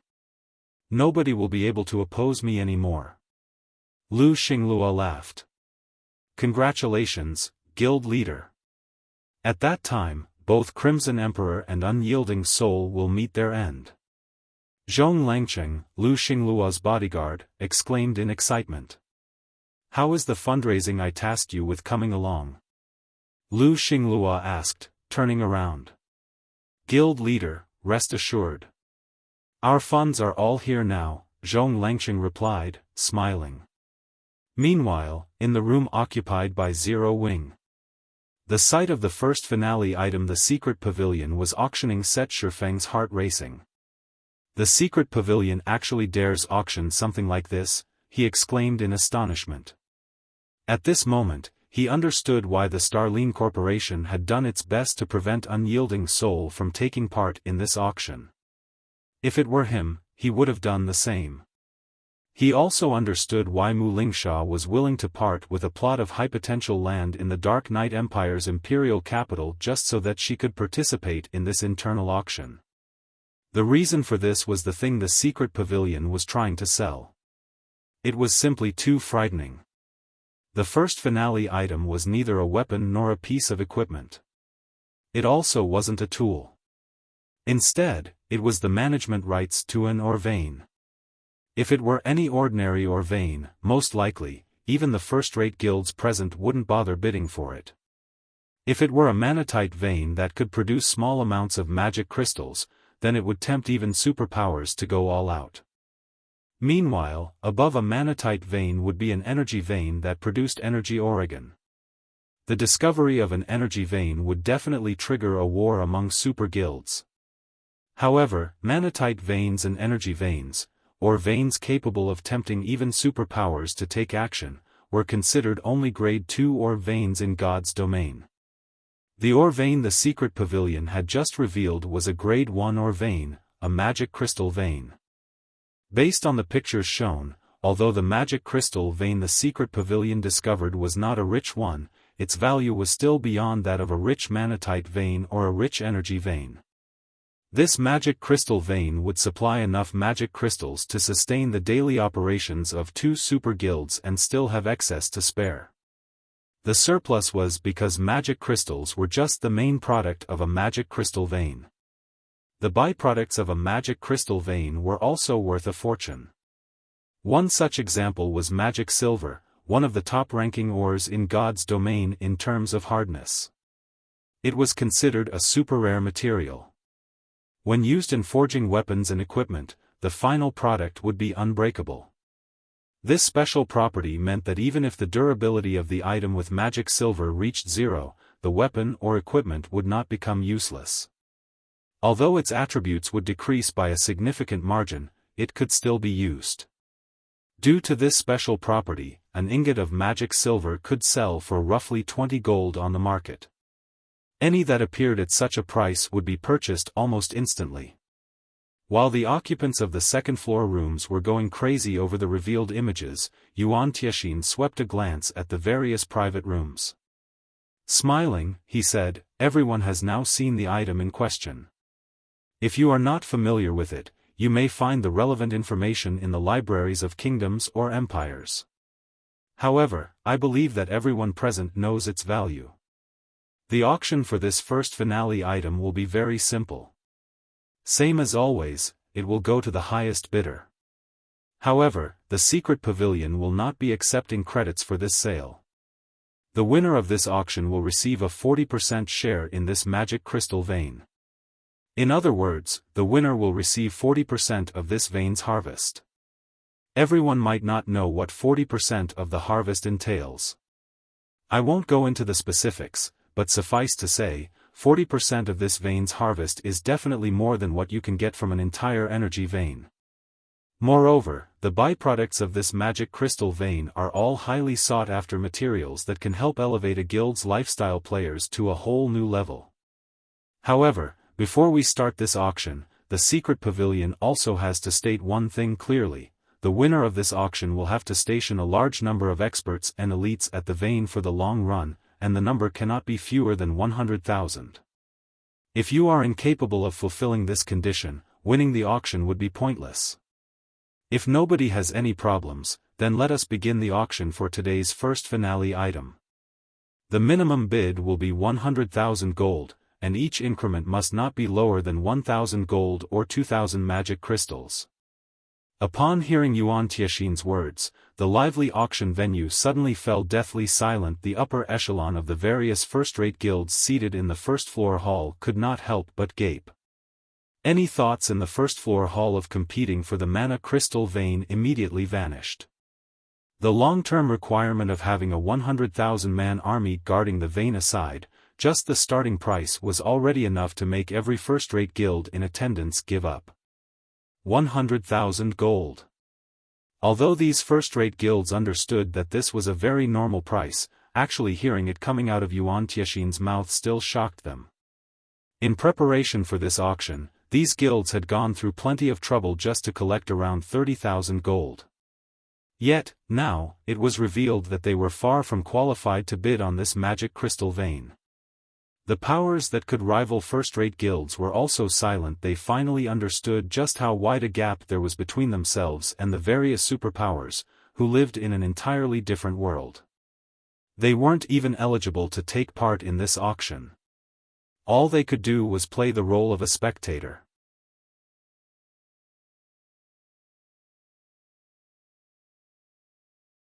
Chapter 1789, Crazy Struggle. Lucky old cat. 100,000 gold? Xiaofan smiled bitterly as he shook his head. In reality, he, too, was very tempted by the magic crystal vein. However, despite all his efforts, he had managed to raise only a little over 124,000 gold. After deducting the amount he spent on the Book of Undying, fire-resistance equipment, and rare materials, he had just a bit more than 90,000 gold left. He didn't have the slightest chance of winning the upcoming auction. As the various major powers in the first-floor hall were marveling over the magic crystal vein's high price, the occupants of the second-floor rooms started calling out bids, one after another.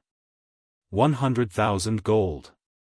110,000 gold. 120,000 gold. After the first bid appeared, the price of the magic crystal vein increased rapidly, the scene stupefying the various first-rate guilds present. Despite the minimum increment being set at 1,000 gold, the various superpowers and major corporations were raising the price in 10,000 gold increments as if 10,000 gold were no different from 10,000 copper. In less than a minute, the price had already reached a staggering 200,000 gold. Only after the price reached 270,000 gold did the price increases decline to 2,000, or 3,000 gold increments. Even so, this was still plenty frightening to the various first-rate guilds present. Damn it! Why are there so many people competing for the vein? Nine Dragons Emperor frowned as he watched the price ramp up. Turning to Martial Dragon, he asked, "How are things coming along on Blood's side?"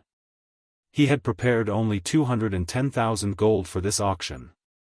Including the magic crystals he had on hand, his funds came to roughly 250,000 gold. Just now, he had mortgaged several golden lands in Black Dragon City, netting an additional 140,000 gold and putting his total at 390,000 gold. This was already 10 times the amount a first-rate guild could produce in short notice. However, the various superpowers and major corporations were like bottomless pits as they continuously hiked up their bids. Now, the price was already close to 300,000. Moreover, he knew full well that the various superpowers were still only probing each other's depths. They had yet to truly make a move. Despite the restraint of the various superpowers and major corporations, the price of the magic crystal vein was already approaching the limit of his budget. Pavilion Master, Blood Dragon has already asked the guild elders for a loan. The elders feel that this is a good purchase and are willing to lend us 60,000 gold.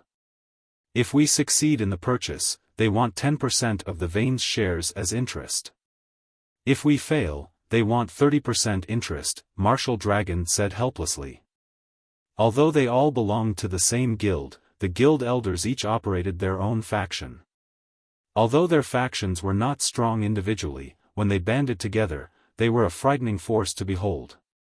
Meanwhile, this combined power was under the great Pavilion Master's control. Hence, Pavilion Masters like Nine Dragons Emperor and Phoenix Rain could not command these elders, they could only try to rope in these elders to their side. Those old bastards actually have the gall to ask for 10% of the shares? Nine Dragons Emperor turned ashen upon hearing the loan conditions. The guild elders had outright asked for a quarter of the shares he would be getting. Fine. I agree to their conditions. However, tell them that 60,000 gold is too little. I will also need all of their magic crystals. Otherwise, I'll just give up on the auction. Although 60,000 gold was a significant sum, it was still insufficient for him to compete against the various superpowers. Only after he and the elders pooled everything they had would they stand a chance in the auction. While Nine Dragons Emperor was raising funds, the price of the magic crystal vein had already increased to 352,000 gold. At the same time, the various superpowers and major corporations were also doing their best to gather more funds. However, this price had already rendered the crowd in the first-floor hall utterly speechless. It seems some guilds and corporations are already approaching their limit. Lu Xinglua smiled when he noticed the rate of bidding slowing down. Turning to his bodyguard, he said, "Let's begin, then." Understood. Zhong Langsheng immediately keyed in a series of zeros on the bidding interface. 500,000 gold. The moment this price appeared, the entire auction venue went into an uproar. Even Shifeng's mouth twitched involuntarily when he saw this bid. With that kind of money, he could already build 2 cities in Star Moon Kingdom. Seeing this price also allowed him to understand just how frightening the various superpowers were. The difference between himself and them was not something that he could easily bridge just by having more information on God's domain. Why does the Starline Corporation have so much money? Nine Dragons Emperor felt like puking up blood when he saw this amount. Although the Starline Corporation was strong and had annexed quite a few first-rate guilds, it had also spent a lot of money to develop its guild, far more than what super first-rate guilds had spent. Logically, the corporation shouldn't have that many coins to spare. At this moment, let alone Nine Dragons Emperor, even the representatives of the Sacred Temple, Battle Wolves, Pantheon, Nine Heavens Pavilion, and other super guilds were taken aback by the Starline Corporation's bid. Although they, too, possessed that much money, spending it would no doubt cause their guild a cash flow shortage in the near term, the Starline Corporation's guild would definitely suffer an even greater setback. Shortly after Lu Xinglua placed the bid of 500,000 gold, Mu Lingsha also clenched her teeth and topped it. 510,000 gold. This price likewise stunned the various superpowers present. Although Unyielding Soul was a super first-rate guild, as its development in the Dark Knight Empire had not gone smoothly, the guild should not have that much money to spare. However, what the various superpowers did not know was that, in order to contest for the management rights of the magic crystal vein, Unyielding Soul had long since mortgaged many of its properties and was prepared to duke it out with the Starline Corporation.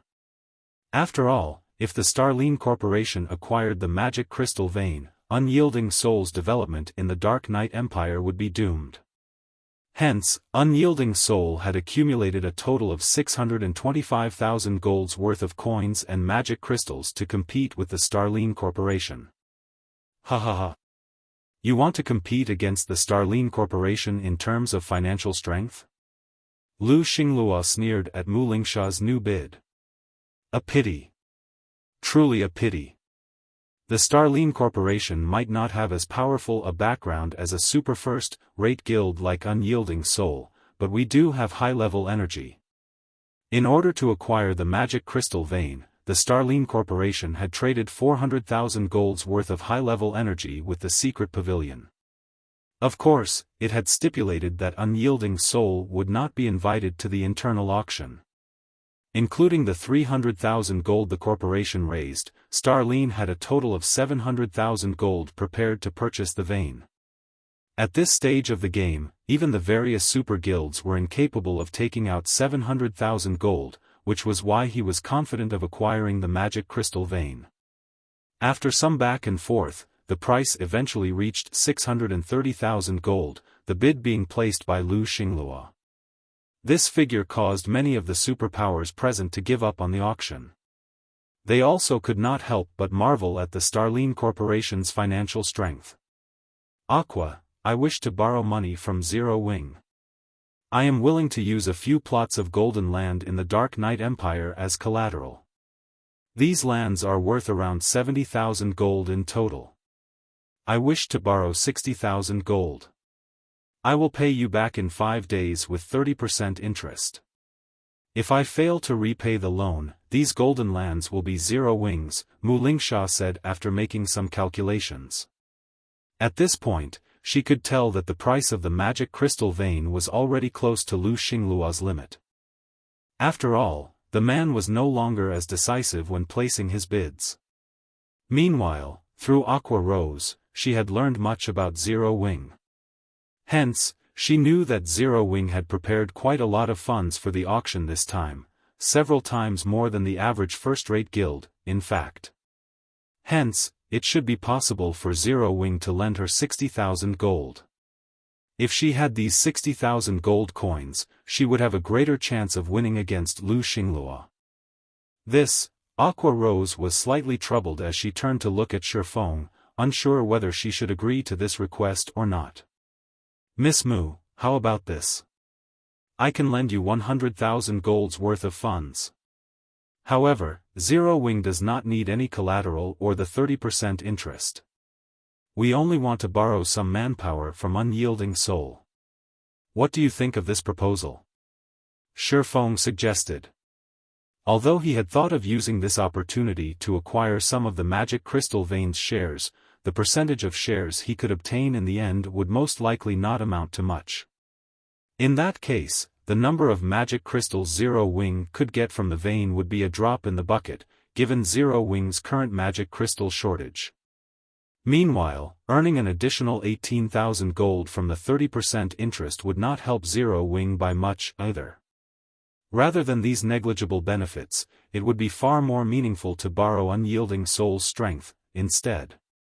After all, it was normally impossible to borrow the strength of a superpower without paying an exorbitant price. You don't need any collateral or interest. You're willing to lend us 100,000 gold in exchange for only manpower? Mu Lingsha's eyes widened in shock as she stared at Xiaofan, her mind finding both Zero Wing's financial strength and Xiaofang's proposed conditions inconceivable.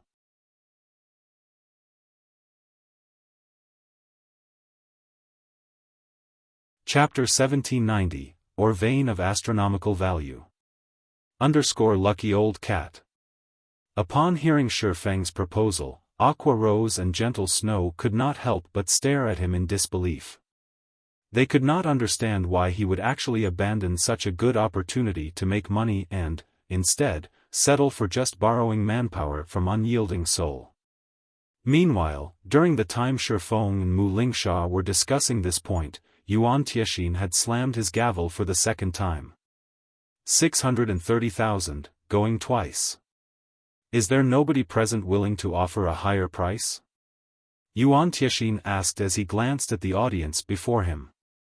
Although 630,000 gold already exceeded the secret pavilion's original estimates, earning a few more coins would not do the pavilion any harm. Greedy bastard. Lu Xingluo frowned at Yuan Tiexin's deliberate prolongation of the auction. 630,000 gold was already far outside of his expectations. He had never thought that Unyielding Soul would be capable of taking out so much money.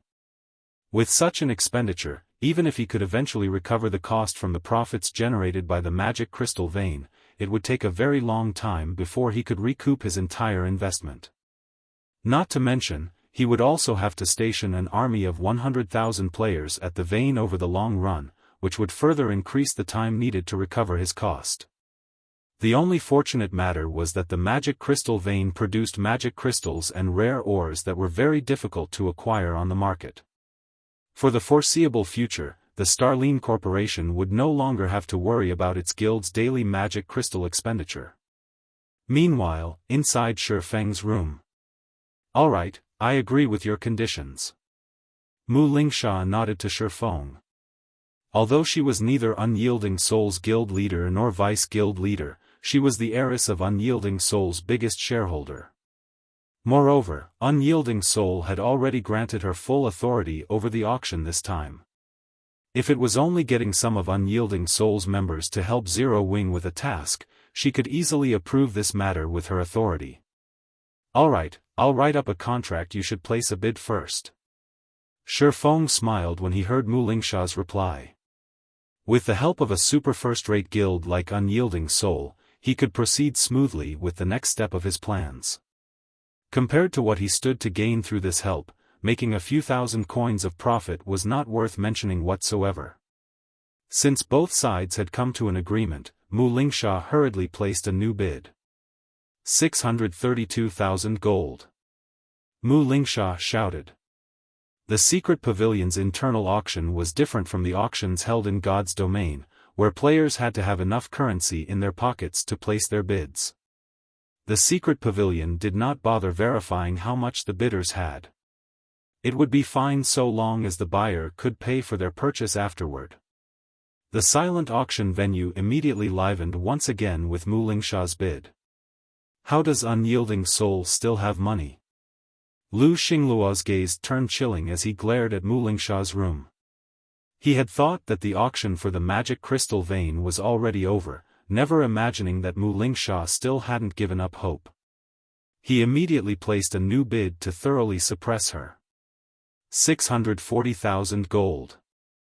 642,000 gold. 650,000 gold. 652,000 gold. A heated struggle between Lu Xingluo and Mu Lingsha broke out, the price reaching 672,000 gold in short order. This situation shocked the various superpowers present. These superpowers were fully aware of the financial strength of their rivals. Even if some of them were superior to others, the disparity was not that much. However, the wealth the Starline Corporation and Unyielding Soul were displaying had already exceeded the liquid assets a superpower should wield. This was no longer a competition of liquidity. This was basically an all-out struggle between two superpowers. This is impossible. Unyielding Soul can't possibly have this much money. Lu Xingluo said as he looked at Mu Lingsha's room. Just then, he happened to catch sight of Mu Lingsha signing some kind of contract with Xiaofan. Damn it! That little bug dares to lend money to Unyielding Soul. At this moment, even a fool could tell that Zero Wing had lent Unyielding Soul a lot of coins, hence, Super First-Rate Guild was able to persist in this auction. Mu Lingsha, do you think you can win against the Starline Corporation just because you borrowed some money from a little bug? Lu Xingluo placed another bid. 700,000 gold. Although Zero Wing had lent coins to Unyielding Soul, how much could an up-and-coming guild that could rival first-rate guilds possibly have? It would already be plenty amazing if Zero Wing had even 70,000 or 80,000 gold. If Lu Xingluo included the amount of money Zero Wing spent earlier, he estimated that the guild would be able to lend around 50,000 gold, at most, to Mu Lingsha. Previously, she had also stopped placing bids after the price reached 630,000 gold, which meant that her personal limit was 630,000 gold. Including the 50,000 gold from Zero Wing, she would have only around 680,000 gold in total. With his bid of 700,000 gold, he would definitely triumph over Mu Lingsha. The people inside the auction venue gasped upon hearing Lu Xingluo's bid. If he were to spend so much money to acquire the magic crystal vein, he would have to wait for 3 months or so just to recoup his costs. However, 700,000 gold at this stage of the game was definitely more valuable than 700,000 gold 3 months later. After all, coins and magic crystals were constantly depreciating in value in God's domain. Of course, the purchase also wasn't without benefits. With the magic crystal vein, Lu Xingluo would convert 700,000 gold into magic crystals and various rare ores. In the long term, it was still more beneficial to have the magic crystal vein than not to have it. However, before Yuan Tiexin could even hammer his gavel once, Mu Lingsha made another bid. 710,000 gold. Are you kidding me? How does Unyielding Soul have so much money? The people present were dumbfounded at Mu Lingsha's bid. Logically, the increment in price should taper off as the auction approached its end. Yet, now, Mu Lingsha had actually raised the size of her increment to 10,000 gold. Impossible. Lu Xingluo could not help but turn to look at Xiaofan, confusion written on his face. How can a new guild like his possibly have so much money? Guild leader, what should we do? We only have a little over 703,000 gold left. We don't have any more money to continue bidding, Zhong Langcheng said anxiously. Good. Very good. Lu Xingluo's gaze turned deathly chilling. Contact the secret pavilion and tell them I have some business with them. Understood. Zhong Langcheng immediately contacted a representative from the secret pavilion. Meanwhile, when Mu Lingsha saw that Lu Xingluo had stopped bidding, she could not help but breathe out a sigh of relief. Had Xiaofan lent her only 60,000 gold, she definitely wouldn't have been able to compete with Lu Xingluo. However, with 100,000 gold, she was able to thoroughly suppress him.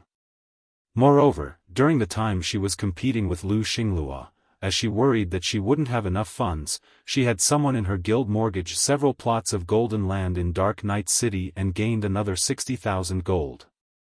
The coins would be transferred later to her god's domain account. Seeing that nobody was bidding, Yuan Tiexin very quickly slammed his gavel once, saying, 710,000, going once. Is there anyone willing to place a higher bid? You should know that this is very likely to be your only chance to see a magic crystal vein. You might not get another chance like this in the future. At this moment, Yuan Tiexin was ecstatic. After all, in just under a minute, he had earned nearly 100,000 gold more for the vein. However, despite Yuan Tiexin's words, the auction venue remained silent. Nobody was willing to place any more bids. 710,000, going twice. Seeing that nobody was responding even after some time, Yuan Tiexin understood that this was the highest price he could sell the vein for. He then readied himself to slam his gavel for the third time and confirm the final owner of the magic crystal vein. When Mu Lingsha saw this, she was thrilled. 720,000 gold. At this time, however, Lu Xingluo suddenly broke the silence. How is this possible? Mu Lingsha was astounded as she looked at Lu Xingluo's solemn expression. Nevertheless, she very quickly placed another bid, saying, 730,000 gold. 750,000 gold. Lu Xingluo said, sending a chilling glare at Mu Lingsha and Xiaofan. Despite Lu Xingluo's glare, Mu Lingsha showed no intentions of giving up whatsoever. 760,000 gold.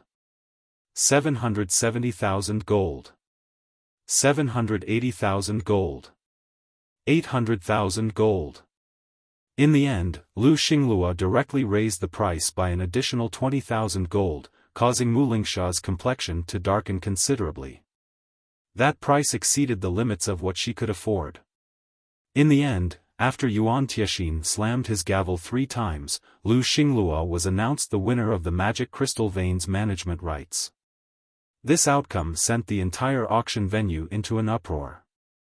800,000 gold.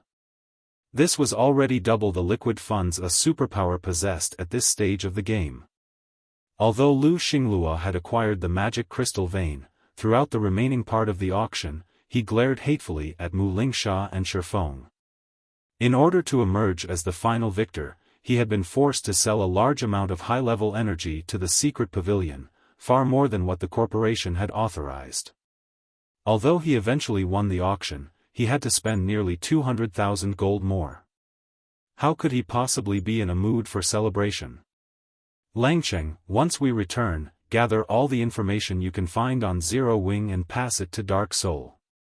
Have Dark Soul mobilize right away.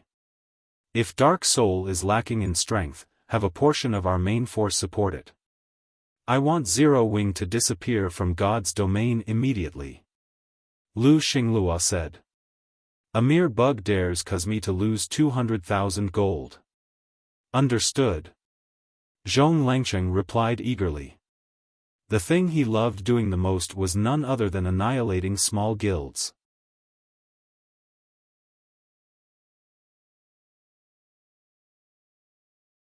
Chapter 1791, Crazy Actions. The uproar caused by the auction of the magic crystal vein distracted the various powers in attendance from the many excellent finale items appearing after the vein. Most focused their attention on the implications of the magic crystal vein.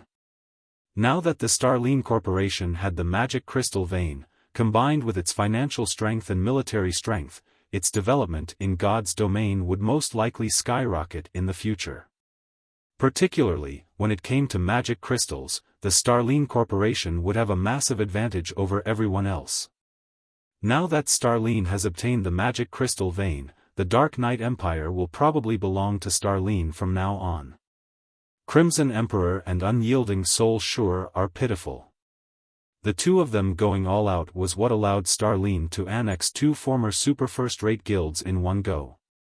Without the sudden influx of experts and veteran players, Starline wouldn't have developed so quickly and become capable of rivaling Crimson Emperor and Unyielding Soul. Now that Starline has acquired a magic crystal vein as well, it'll be able to nurture more experts through the Divine Colosseum. That's right. Most likely, it won't be long before Crimson Emperor and Unyielding Soul get chased out of the Dark Knight Empire.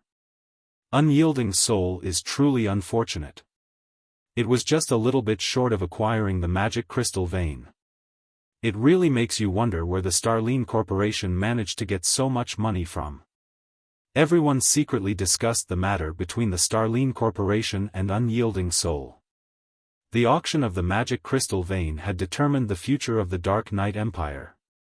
This situation also prompted some first-rate guilds, which had been developing in the Dark Knight Empire all this time, to draft alternate plans. Meanwhile, inside Zero Wing's private room. After this auction, Gentle Snow and Aqua Rose gained newfound recognition of the financial strength of major corporations. Compared to the major corporations, the amount of money Zero Wing possessed was not worth mentioning whatsoever. They also realized just how far Zero Wing was from becoming a superpower in God's domain. The guild was already severely lacking just in the aspect of financial strength. So, this is the Starline Corporation's strength? Mu Lingsha could not help a bitter smile when she saw Lu Xinglua acquiring the magic crystal vein. Despite all her efforts, she still lost in the end. Fortunately, she did not suffer a total loss in this auction.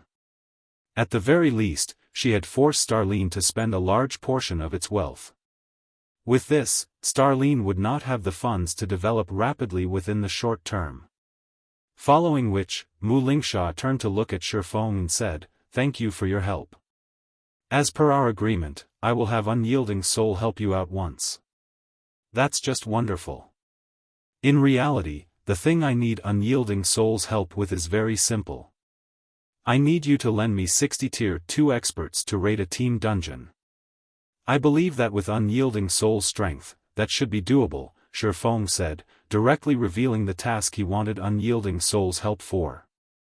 Currently, expert players in God's domain had already reached level 53 and level 54. The number of experts that had gone to attempt their Tier 2 promotions was also very high. At this stage of the game, most first-rate guilds already had a dozen or so Tier 2 experts in their ranks, with some having even more than 20.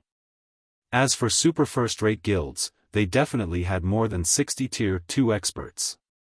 Help with raiding a team dungeon? Mu Lingsha was slightly surprised by Xiaofang's request. She had expected Xiaofan to have Unyielding Soul act as a deterrence to Beast Emperor in the Orc Empire. She had never thought that Xiaofan would only want to borrow some Tier 2 experts to raid a team dungeon. Alright, that won't be a problem. When will the raid be? Where should we meet up? In reality, Mu Lingsha wasn't the only person surprised by Xiaofang's request. Even Aqua Rose and Gentle Snow were confused at this situation. They had the rare opportunity of getting Unyielding Soul to owe them a favor, yet Xiaofan was wasting this favor to borrow some experts to raid a team dungeon. Although there were some team dungeons that Zero Wing was currently still incapable of raiding, given enough time, Zero Wing would have more Tier 2 experts of its own. There was simply no need to get the help of other guilds. I hope that we can start tomorrow. The meeting point will be Star Moon Kingdom's White River City. As for the exact time, I'll have Aqua notify you once we enter God's domain. May I know if that is acceptable? Xiaofan asked. Tomorrow? It seems you're quite pressed for time. However, all the better. The sooner this favor is repaid, the sooner Unyielding soul will be able to relax, Mu Lingsha said, smiling. All right, I'll head back and make the necessary arrangements. I'll be sure to send over the people you asked for on time tomorrow. Big Sis Lingsha, are you returning so soon? The auction for the finale items is just beginning. There are bound to be some excellent items coming out. Isn't it a waste to leave right now? Aqua Rose asked, surprised when she noticed Mu Lingsha standing up from her seat. My goal this time is only the magic crystal vein. Now that the Starline Corporation has acquired it, I naturally have no reason to stay. Rather than waste time here, it is much better if I return and start making the necessary preparations, Mu Lingsha explained. However, I must also remind you that Lu Xinglua is a vengeful bastard. Now that you have gone against him, although he won't be able to dispatch his guild's armies after you, he is very likely to send a large number of experts to target Zero Wing. It is best if you all beware. Thank you for your reminder, Xiaofan said. In reality, Xiaofan had a much greater understanding of the Starline Corporation than Mu Lingsha did. During his previous life, the Starline Corporation had quickly become the overlord of the Dark Knight Empire by relying on its advantages from entering God's domain at the game's launch and having a large amount of high-level energy. Moreover, aside from the Empire, Starline had also taken control of several neighboring kingdoms. Eventually, the corporation annihilated Unyielding soul and developed into a bona fide super guild.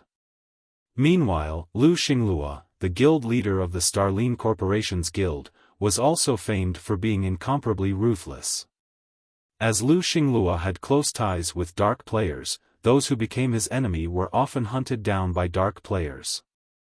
Some first-rate guilds had even gotten wiped out because of this. After Mu Lingsha was done speaking, she promptly left the room. Now, only 4 people remained inside. Guild leader, just which dungeon are we going to raid that we actually need Unyielding soul strength? Gentle Snow asked quietly, unable to rein in her curiosity, after seeing Mu Lingsha leave. Although she wasn't one to self-praise, she believed that Zero Wing's dungeon raiding capabilities were not the slightest bit weaker than those of the superpowers of God's domain. In fact, Zero Wing might be stronger than even some superpowers. Given a little more time, Zero Wing would be capable of raiding even super large-scale team dungeons. Hence, there really wasn't a need to employ the help of a super first-rate guild. No, we're not just going to borrow Unyielding soul strength. Xiaofan said, smiling. Afterward, we're going to borrow the Dragon Phoenix Pavilion strength as well. Borrow the Dragon Phoenix Pavilion strength? Gentle Snow grew even more confused at Xiaofan's words. She simply could not figure out what Xiaofan intended to do. Xiaofan wasn't satisfied with getting the help of just one super first-rate guild. He was even going to get the help off with super first-rate guilds. Aqua Rose was similarly surprised by Xiaofan's declaration. Guild leader, we can't possibly be trying to raid the Flaming Ruins now, right? A hint of shock flashed across Aqua Rose's eyes as she suddenly thought of a possibility. No matter how she tried, the only team dungeon that she could think of that would necessitate the help of Unyielding soul and the Dragon Phoenix Pavilion would be Star Moon Kingdom's Flaming Ruins, a level 50 super large-scale team dungeon. Up to now, nobody in the game had managed to acquire the first clear of even a level 50, 100-man hard-mode team dungeon. Trying to challenge a 200-man team dungeon was simply insane. After all, the raid difficulty of a super large-scale team dungeon was many times greater than that of a 100-man team dungeon. It simply wasn't a challenge that current players could overcome. Moreover, the final loot one would get from the 2 dungeons was mostly of the same quality. Rather than waste time raiding a super large-scale team dungeon, it was much better to raid a large-scale team dungeon. Of course not, Xiaofan said, shaking his head. Our goal is the neutral map Eclipse Gate's super large-scale team dungeon, Eclipse Throne. Meanwhile, during the time the secret pavilion was holding its internal auction, things were very lively over at Dark Soul's residence in Light Shadow City, a dark city in the Dark Knight Empire. Currently, many rarely seen experts had gathered. This really is a rare occurrence. Boss, why did you suddenly have us all come here? Are we waging war on a guild? Lonely Lamp, a core member of the Dark Hunters Adventurer team, asked curiously as he looked at the core members of Dark Soul in the room. A direct order came from the Starline Corporation, a level 54, Tier 2 male berserker looking to be in his 40s said, smiling. Which guild is unlucky enough to get targeted by the Starline Corporation? Lonely Lamp asked, laughing. The last time Dark Soul had mobilized such a powerful force was when they were targeting a first-rate guild. In the end, said first-rate guild had very nearly disappeared from God's domain. Fortunately, though, the first-rate guild managed to pack up and leave the Dark Knight Empire in time. Rubbing his beard, the Tier 2 berserker thought back to the message he received a while ago before replying, it seems it's a guild called Zero Wing.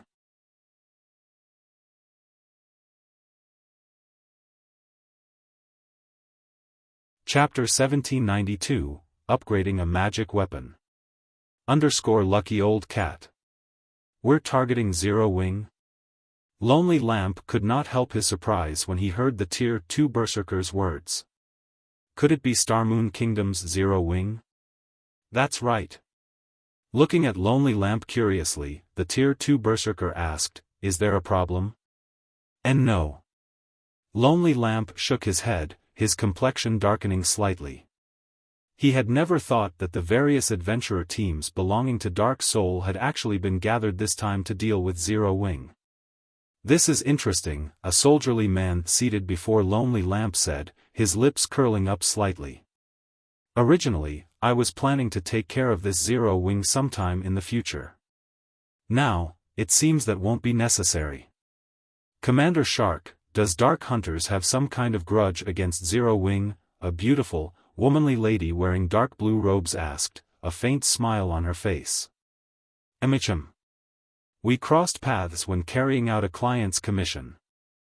Although we managed to complete the commission, our side suffered quite a loss as well, the soldierly man named Black Shark replied, a cold glint flashing in his eyes.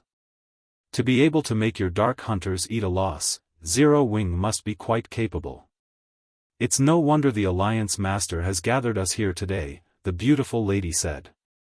When the time comes, if Commander Shark needs any help in the battle, do make sure to ask Dark Claw. Then, I'll have to thank you in advance for the help, Commander Spirit, Black Shark replied. Lonely Lamp could not help but grow excited upon overhearing the conversation between Black Shark and Veiled Spirit. Even now, he still remembered with hate the time Xiaofan had killed him.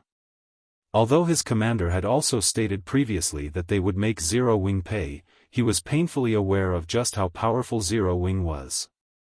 Even if the entire Dark Hunters Adventurer team mobilized, they wouldn't be a match for Zero Wing. However, it was a different story now. Dark Soul was a dark alliance of over 10 Dark Adventurer teams. If these adventurer teams mobilized simultaneously, the alliance would have no problem throwing the entire Starmoon Kingdom into chaos. After all, the Dark Adventurer teams capable of joining Dark Soul were all frighteningly powerful. Just as everyone inside the meeting room was discussing this matter, 3 players suddenly entered the room. At the lead was a level 50 male guardian knight wearing pitch-black armor. The beast-like young man carried on his back a crystalline shield that released crimson flames. Following this guardian knight was a level 55 female ranger and a level 55 male elementalist. The equipment these 3 players wore elicited a little envy in the adventurer team commanders present. These 3 players had a minimum of 3 pieces of epic equipment each. The guardian knight in the lead, in particular, had 4 pieces of epic equipment plus a weapon and shield of indiscernible rank. However, although the weapons and shields ranks were not distinguishable, the density of the mana circulating around them indicated that they were definitely extraordinary items. Meanwhile, this young man was none other than Tiger Breaker, the Alliance Master of Dark Soul. Although Tiger Breaker looked very young, nobody present dared underestimate him because he had risen to fame much sooner than anyone else here had. He was actually already over 45 and had once inspired fear and helplessness even in super first-rate guilds. This man was also why the various Dark Adventurer teams present were willing to join an alliance like Dark Soul. I assume you all have been notified of the reason you are gathered here? Tiger Breaker said after taking his seat. The Starline Corporation's intent is to have us annihilate Zero Wing as soon as possible. Rest assured, the remuneration provided is very bountiful. Like usual, whoever contributes more will get more. According to the data we collected, Zero Wing has the strength of a first-rate guild. As for our plan of annihilation, we'll go about it like always and target Zero Wing's core combatants and upper echelon first. Whatever loot you get from your kills will belong to you. If there are no problems, we'll move out now. Tiger Breaker's words immediately filled everyone present with enthusiasm. They had been eagerly awaiting such a large-scale campaign for a long time now. This was their motivation for joining Dark Soul, to begin with. While their respective adventurer teams might have great difficulty annihilating a large guild all by themselves, doing so would be a walk in the park if over a dozen of them worked together. Every time their alliance received a mission to annihilate a guild, they made a fortune for themselves. The profits they gained from annihilating first-rate guilds, in particular, were astronomical.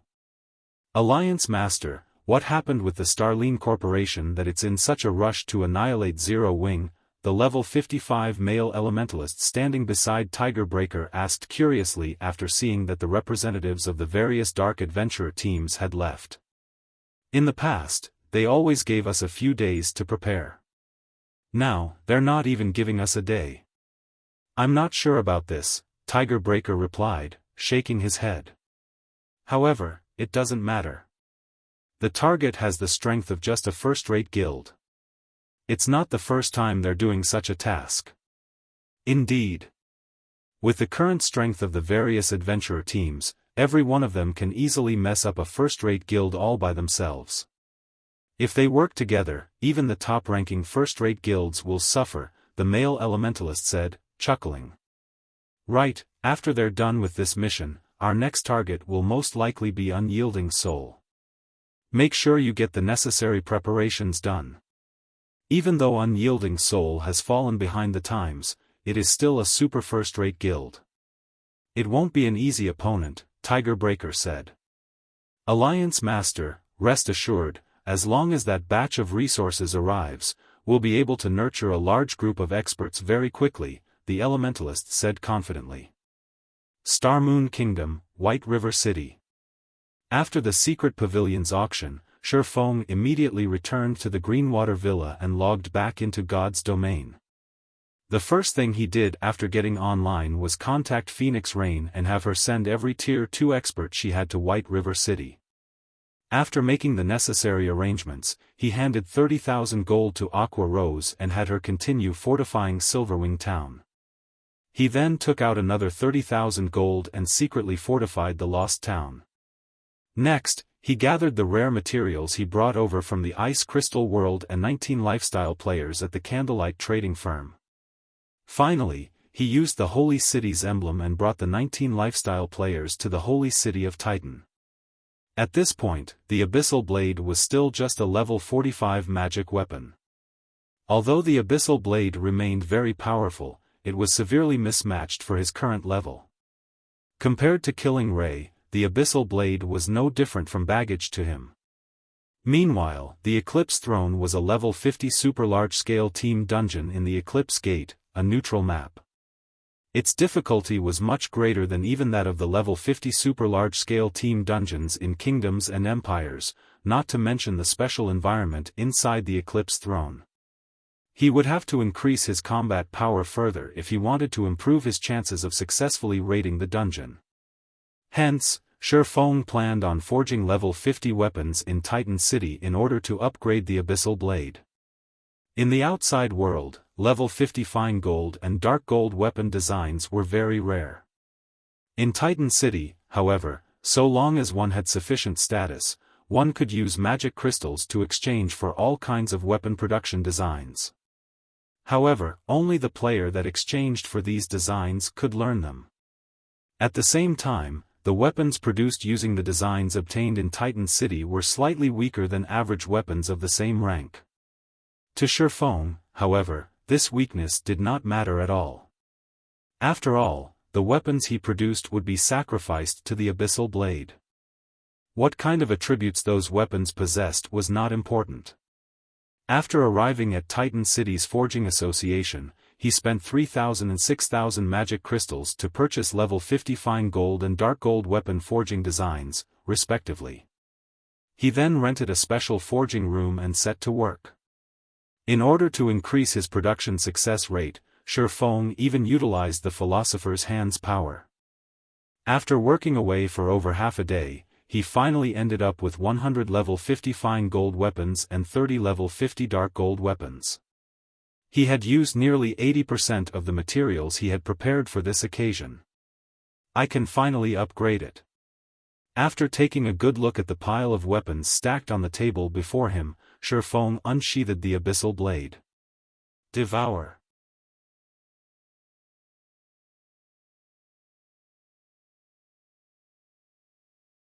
Chapter 1793, Black Dragon Appears.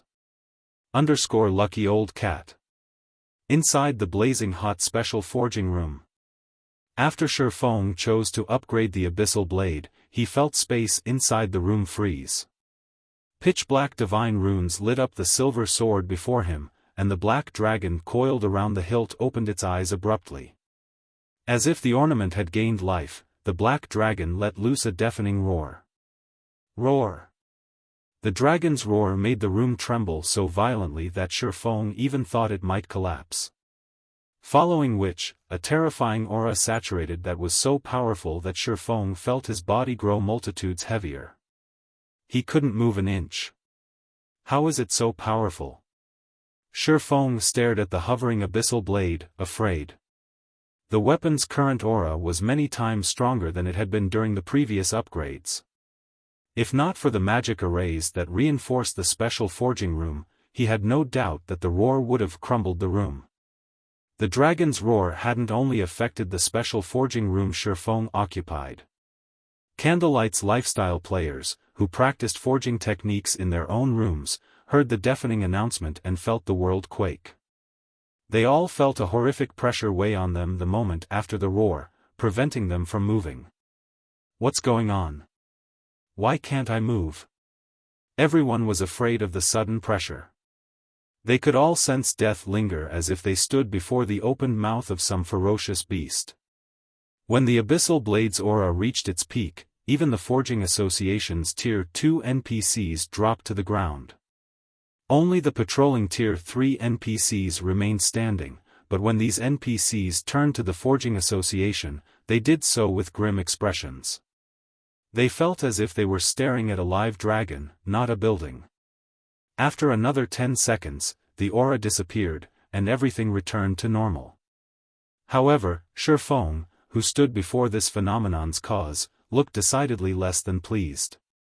He no longer stood in the special forging room. In fact, it seemed as if he had been transported to some kind of dusky world. Only he and the gigantic magic array he stood on seemed to occupy this world. So, this is a magic weapons backlash? Xiaofan thought as he looked at the pitch-black dragon, that stood over 10 meters tall, before him. The black dragon quietly observed him in return. Although it didn't move, it radiated a horrific aura that even made Katie Green, a Tier 5 sacred magic knight, look like a joke. A dragon. Xiaofan was absolutely certain that the black dragon before him was a bona fide dragon, although it was much smaller than ordinary dragons. However, its aura was several times stronger than an ordinary dragon's. "Human, give me your body," the black dragon uttered in the human language as it watched Xiaofan with crimson eyes. Saying so, the black dragon widened its mouth and bit down on Xiaofan with lightning speed. It had only needed an instant to reach the swordsman, and the attack caught Xiaofan off guard. "Is this it for me?" Xiaofan panicked. But when the black dragon's maw was only 10 centimeters away from Xiaofan, it suddenly stopped. Before Xiaofan knew it, silver chains had appeared around the black dragon's body, binding the creature. Damnable magic array! The black dragon roared and struggled fiercely against the chains. Regardless, the chains refused to budge. On the contrary, they steadily sapped away the black dragon's power, shrinking its body. The chains only disappeared after they had reduced the black dragon to 6 meters in height. Meanwhile, Xiaofan had noticed the dragon's attributes. Black Dragon King, Dragon, Lord, level 50. HP 32,000,000/32,000,000. What a high HP! Xiaofan could not help but gasp when he saw the Black Dragon King's statistics. An ordinary level 50 lord would only have around 10 million HP, with the high HP ones having around 15 million, yet the Black Dragon King had 32 million HP. Before Xiaofan could say anything, the Black Dragon King charged at him, one of its scaly claws transforming into a streak of light as it swiped at him. The Black Dragon King was only slightly slower than a Tier 3 Great Lord of the same level. Human, food. With each step, the ground below the dragon's feet sank. Its immense strength could even put Great Lords of the same level to shame. The dragon race was an apex race in God's domain. They were even capable of slaughtering gods. Their superior life ratings allowed them to challenge opponents above their own tiers. Although the Black Dragon King was only a Tier 2 Lord, a Tier 2 dragon was much stronger than an ordinary Great Lord. If it came down to a fight, the Black Dragon King could easily kill a Tier 3 Great Lord. As a mountain-like claw descended on Xiaofan, explosions rang out as it tore apart space itself. A Lord-ranked dragon? Xiaofan smiled as he watched the Black Dragon King. He then swung Killing Ray to block the dragon's claw. Boom! When the Pitch Claw collided with Killing Ray, sparks scattered, and the earth beneath the collision sunk slightly, yet despite the impact, Xiaofan hadn't moved. He didn't even receive a single point of damage. Human, the Black Dragon King was momentarily stunned to find Xiaofan unharmed. Although Xiaofan was over 10 levels higher, the difference in life ratings could easily make up for the gap and more. Normally, it should be able to send Xiaofan flying with a single slap. However, the human had stopped the dragon's attack with relative ease, taking no damage. It's no wonder why so many experts were devoured by their magic weapons. The backlash is actually so powerful. Xiaofan smiled at the stunned Black Dragon King. It's a pity that I have the heavenly dragon's breath. Although I haven't fully repaired the ring yet, it still gives me an advantage against dragons. Following which, Xiaofan activated Shadow Blade, sending 1 sword light and 9 shadows at the Black Dragon King. Responding quickly, the Black Dragon King swiped its claws and blocked 3 attacks, but the remaining 7 struck the monster, each dealing over -20,000 damage, over -40,000 with critical hits. Not giving the Black Dragon King an opportunity to react, Xiaofan followed up with Chop, forcing the Black Dragon King to take a step back. He then used Thundering Flash, and damages exceeding -30,000 appeared above the Black Dragon King's head, one after another. A dragon might be a troublesome foe for others, but it was no problem for Xiaofan. Xiaofan already had frightening basic attributes. In addition, he had the Heavenly Dragon's Breath's passive skill, Dragon's Domination, which decreased enemy dragons' basic attributes by 20% and increased his own by 500 points each. Right now, the level 50 Black Dragon King was weaker than Xiaofan when it came to basic attributes. However, inside this special space, Xiaofan couldn't use the items and tools he carried in his bag, so facing a dragon with 32 million HP was still a considerable challenge. Wasting no time, Xiaofan activated Power of Darkness, increasing his basic attributes by another 120%. Now, his normal attacks dealt over -40,000 damage, and his skills could deal over -100,000. This put the Black Dragon King at a disadvantage, and its HP fell at an unprecedented rate. Despicable human. When the Black Dragon King's HP fell to 50%, it expressed its anger with a deafening roar. Pitch-black flames then appeared around it, transforming into flaming swords that surrounded Xiaofan. The Black Dragon King had summoned 30 of these fiery weapons, each sword carrying the Black Dragon King's power. Despite Xiaofan's superior basic attributes, he had no choice but to dodge or block the burning swords. If any of these summoned weapons struck him, he'd lose over 26,000 HP in an instant. Meanwhile, under the effects of Power of Darkness, Xiaofan only had a measly 180,000 HP. If he were struck 7 or 8 times, he'd be dead. Hence, Xiaofan had no choice but to defend himself while fighting. Whenever his HP fell below 30%, he would activate Life Domain and heal himself. However, once Xiaofan's berserk skill ended, the two combatants entered a stalemate. Time continued to pass. 10 minutes. 20 minutes. 30 minutes. Finally, after 40 minutes, the Black Dragon King's HP fell to 10%, and Xiaofan activated Heavenly Dragon's power, increasing his strength, defense, and HP significantly.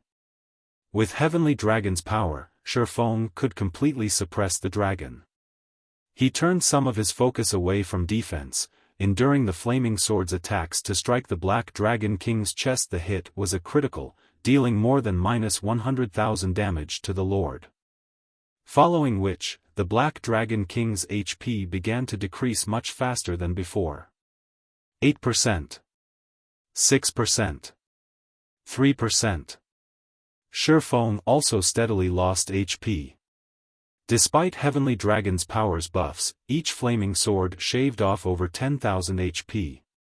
Against the 30 flaming swords' relentless attacks, it was inevitable that he'd lose HP rapidly. 90%. 70%. 50%. Die. Once the Black Dragon King had very little HP remaining, Xiaofan used Lightning Slash. Suddenly, a damage of over -400,000 appeared above the Black Dragon King's head and devoured of the Lord's last strand of HP. By the time the Black Dragon King's body disappeared, Xiaofan had less than 1/3 of his HP remaining.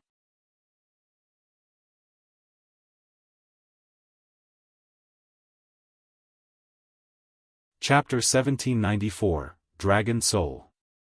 _Lucky Old Cat. I finally won. Xiaofan could not help but breathe a sigh of relief as he watched the Black Dragon King's body fade away. A dragon's strength was simply too high. If Heavenly Dragon's power hadn't suppressed the monster while boosting Xiaofan's basic attributes, the battle might have ended differently. Fortunately, the Black Dragon King had only been a level 50 lord, the same level that Xiaofan was trying to upgrade the Abyssal Blade to. Had the Black Dragon King been the same level as Xiaofan, the battle would have definitely been far more difficult. With this knowledge, Xiaofan would have to be more careful during future upgrades. Without preparing for such a battle, upgrading the Abyssal Blade would be extremely dangerous. Once the Black Dragon King was gone, the gigantic magic array under Xiaofan's feet compressed, transforming into a new Abyssal Blade. The new Abyssal Blade was a fully silver sword with pitch-black divine runes etched on the blade. Grey mist circled the weapon, and it gave off a chilling aura. This is the newly upgraded Abyssal Blade? When Xiaofan gripped the new Abyssal Blade, he could clearly feel the sword pulsate. It felt as if the sword had become an extension of his body. What truly surprised Xiaofan, however, was the new information in the weapon's attribute panel. Abyssal Blade, one-handed sword, magic weapon. Attack power plus 2070, all attributes plus 170, attack speed plus 27, ignore levels plus 20, attacks have 70% chance to cause 220% damage. 30% chance to cause 300% damage. Every attack increases damage by 2% to a maximum of 24%. If wielder belongs to a swordsman-related class, all skill levels plus 5. Increase free ability points received for every increase in level by 2 points. Equipment level 50. Can be upgraded, devour 100 level 55 fine gold weapons and 30 level 55 dark gold weapons to upgrade to level 55. Equipment Tier 2. Can be evolved, devour 100 mana crystals or eternal ice crystals to evolve to Tier 3. Additional active skill 1, Phantom Kill, Tier 2. Instantly creates a doppelganger under the wielder's control. Doppelganger has 90% of the wielder's attributes and all skills. The wielder can swap positions with the doppelganger at any time. Duration, 1 minute, 30 seconds. Cooldown, 5 minutes. Additional active skill 2, Abyssal Bind, Tier 2. Binds up to 3 enemies simultaneously and prevents movement, reducing defense and magic resistance by 100%. The higher tiered the target is, the weaker the effect will be. Duration, 5 seconds. Cooldown, 40 seconds. Additional active skill 3, 9 Dragon Slash, Tier 2. Instantly creates 16 phantoms of the Abyssal Blade for wielder's use, each phantom sword deals up to 80% damage. Duration, 30 seconds. Cooldown, 5 minutes. Additional active skill 4, Abyssal Curse, Tier 2. Prevents all targets within a radius of 50 yards from moving or attacking for 6 seconds and reduces their attributes by 20% for 10 minutes. Effect doubles if there is only one target in range. Cooldown, 20 minutes. Additional active skill 5, Dragon Soul, Tier 2. Grants a doppelganger a dragon soul, transforming it into a black dragon. The transformed doppelganger will have the same life rating as a black dragon. Duration, 3 minutes. Cooldown, 48 hours.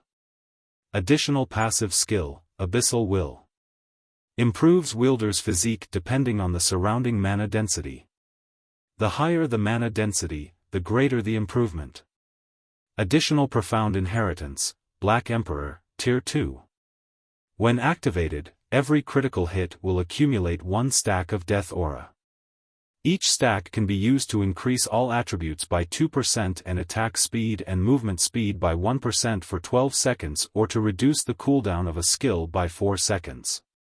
Maximum of 30 stacks of Death Aura. Duration, 10 minutes. Cooldown, 8 hours. The famed Smith Alices personally created the Abyssal Blade using the Black Dragon King's fangs as material. It is one of 36 famed swords, ranking 31st.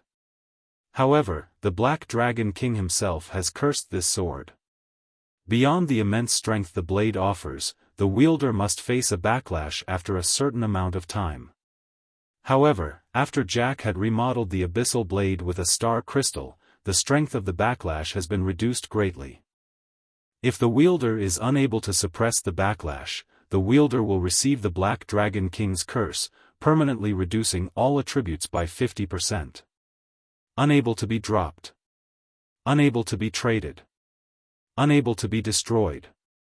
After this latest upgrade, the Abyssal Blade's attack power was on par with a two-handed epic weapon of the same level, although it wasn't quite as strong as Killing Ray. After all, the Abyssal Blade was only level 50, whereas Killing Ray's level automatically increased to match its user's level. Regardless, the Abyssal Blade was still very powerful. The new skill, Dragon Soul, was particularly impressive. He could turn one of his doppelgangers into a true black dragon. Just thinking about this excited Xiaofan. That was a bona fide dragon they were talking about. An archaic species was insignificant before a true dragon. Even angels had a slightly lower life rating than dragons. This skill was now Xiaofan's greatest trump card. Unfortunately, the skill only had a short, 3-minute duration. Once Xiaofan had finished marveling at the new abyssal blade, he sheathed the weapon and contacted Silent Wonder, Candlelight's current chief alchemist. Aside from the lifestyle players with the highest chances of becoming masters, Xiaofan had also brought the Candlelight trading firm's top 5 alchemists to the holy city of Titan. Naturally, after Silent Wonder had become an internal member and read the Moon God's secret journal, she had quickly become a master alchemist. Now, she was the trading firm's #1 alchemist in terms of alchemy techniques. Since Candlelight had too many lifestyle players for Melancholic Smile to manage alone, Xiaofan had split the management responsibilities for each subclass among their respective chiefs. How is the Elven Silver production coining along? Xiaofan asked. Elven Silver was an alchemy recipe that could only be found in Titan City. Each copy cost an exorbitant 800 magic crystals. Elven Silver was also very difficult to produce. Even if an advanced alchemist had the help of various support tools, they would be fortunate if they could achieve a 20% production success rate, and each attempt cost roughly 4 gold. Elven Silver only had one function: temporary physical reinforcement. Not only could it increase one's physique and stamina, but it would also improve their resistance significantly. It was an extremely valuable potion and had been a must-have when raiding super-large-scale team dungeons during Xiaofan's previous life. Since Candlelight's alchemy standard had been lacking, Xiaofan hadn't had his alchemists attempt to produce Elven Silver. However, Silent Aspiration had also become a master alchemist, so Xiaofan had decided to give them the recipe. Guild Leader, the Elven Silver potion's brewing procedures are too complex. Even now, we only have 217 bottles. May I know if that is enough? Silent Wonder said, a little embarrassed. 217? So many? Xiaofan was slightly surprised when he heard Silent Wonder's report. He knew that even a basic master alchemist would only have a 25% theoretical success rate, roughly 30% if they had the proper support tools. Moreover, each bottle of Elven Silver required a very long time to brew. A basic master alchemist would be fortunate to brew around 100 bottles after a full day of work, yet despite having only been in Titan City for half that, the 2 master alchemists and 3 advanced alchemists that had been given the task had produced over 200 bottles. Good. Bring them to me. Understood. Silent Wonder nodded before disconnecting the call. Xiaofan then turned his attention to crafting all-round devices. The Eclipse Throne had a chance of dropping top-tier fire resistance equipment. The dungeon's recommended raid level was level 55 to level 60, and it was far more challenging than the level 50 super large-scale team dungeons at Kingdoms and Empire's borders. Aside from the dungeon's corrosive gas, its low mana density made it particularly difficult. Xiaofang's team needed the all-round devices to raid the dungeon. Xiaofan spent the rest of the day producing 80+ all-round devices. Including the all-round devices he had made some time ago, he had more than enough to outfit a team of 200 players. Time is almost up. They should have arrived in White River City by now. Xiaofan smiled as he took a look at the time. Before he had realized it, a new day had arrived in God's domain. There were less than 20 minutes remaining before the agreed meeting time. Immediately, Xiaofan took out a return scroll for White River City. After activating the scroll, his body transformed into a streak of light and left the special forging room.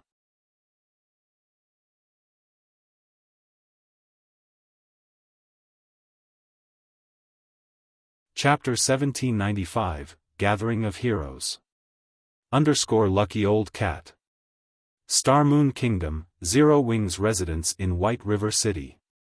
Silence dominated the crowded guild hall due to the group of the guild's main force members resting in the lobby.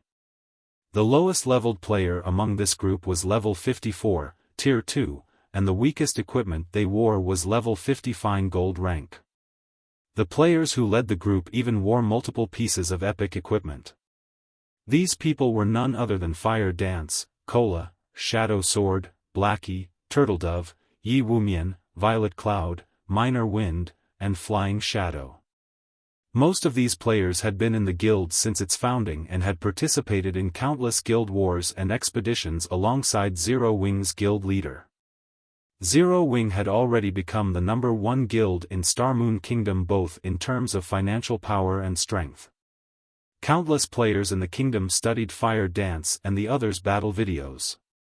Unknowingly, they had become idols in Star Moon Kingdom.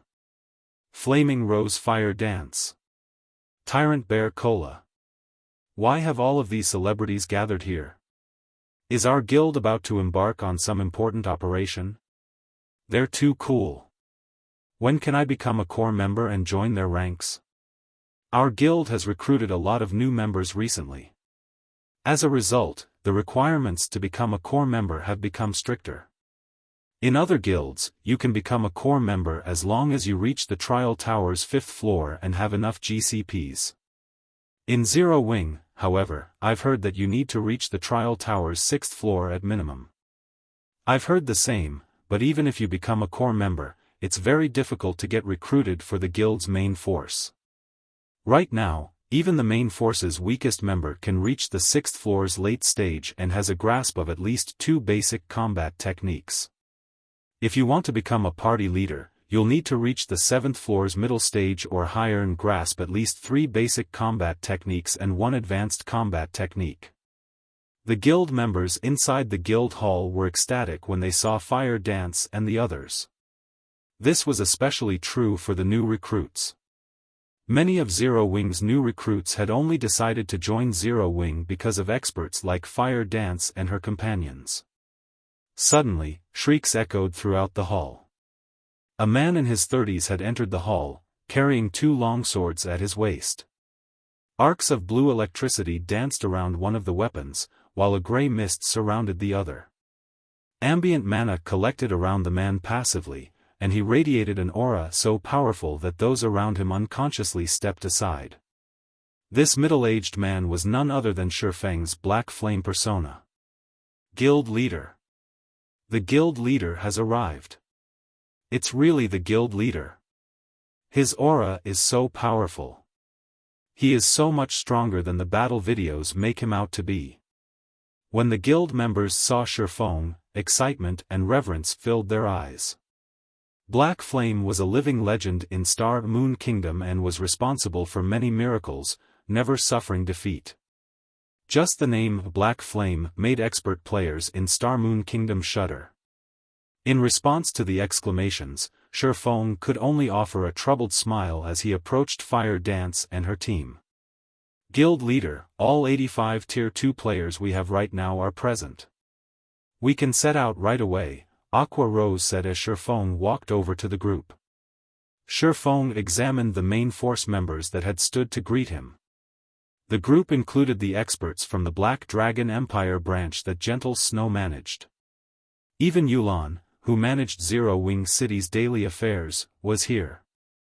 Silent Blade, Zipping, who had recently been promoted to Tier 2, was also present. Some of these players had been incredibly famous during his previous life. In this life, however, these people had gathered in the guild he had created. Not even a first-rate guild could field 85 Tier 2 players at this stage of the game. Zero Wing had only nurtured so many thanks to the primordial soul Xiaofan had acquired from Primordial City. Good. Let's move out. Xiaofan said, nodding. He then led the group toward the agreed meeting point in White River City. Xiaofan and the 85 Tier 2 players left Zero Wing's residence on their mounts. The players on the street gasped and they saw Xiaofan's group. These Zero Wing players were, after all, quite eye-catching. Their mounts alone were terrifying, with the weakest at mysterious iron rank. Meanwhile, the players' statistics were simply horrific. When Xiaofan's group had taken to the street, the various powers in White River City began to panic. They all feared that Zero Wing had targeted them. White River City, Airport. Due to the appearance of the Eclipse Gate, the airport had become one of the most popular hubs in White River City, especially for the city's various guilds and adventurer teams. Not only was the Eclipse Gate a high-resource map, but the map also produced plenty of rare herbs and ores. There was also the precious energy essence, which could be used to nurture guild mounts. The Eclipse Gate was undoubtedly the best option to grind and earn money for players who didn't want to travel to the distant or Empire. Currently, the players from the Dragon Phoenix Pavilion and Unyielding Soul had gathered in the airport's rest area. These two guilds' presence made the other players in the rest area nervous, feeling a great pressure weigh on them. The teams were frightening, with each made up of around 60 Tier 2 players. Players recognized these guild members as Tier 2 players due to the Tier 2 class insignias that only Tier 2 classes received. This insignia could only be acquired by completing a very difficult quest, and not only was it proof of one's strength, but it also increased skill and spell effects by 10%. Big Sis Rain, Zero Wing is amazing. They actually borrowed so many experts from Unyielding Soul. Even Unyielding Soul's first Vice Guild leader, Unyielding Heart, has made an appearance. Blue Phoenix exclaimed, looking at the middle-aged man some distance away. The man was slim and wore a set of dark blue sacred armor with a pure white cloak thrown over his shoulders. Unyielding Heart had been well known in the virtual gaming world for many years now. He had been responsible for various miracles in previous virtual reality games. His performance had been just as frightening after he had joined God's domain. He had single-handedly slain two of Crimson Emperor's domain realm experts when he had led Unyielding Soul's trump card Legion to capture the Dark Knight Empire's serene town. His success had allowed Unyielding Soul to gain an upper hand, surpassing Crimson Emperor's development in the Dark Knight Empire. Blue Phoenix found it truly hard to imagine that an important figure like Unyielding Heart would actually help Zero Wing. Unyielding Soul should have some internal arrangement with Zero Wing, Phoenix Rain said as she glanced at Unyielding Heart.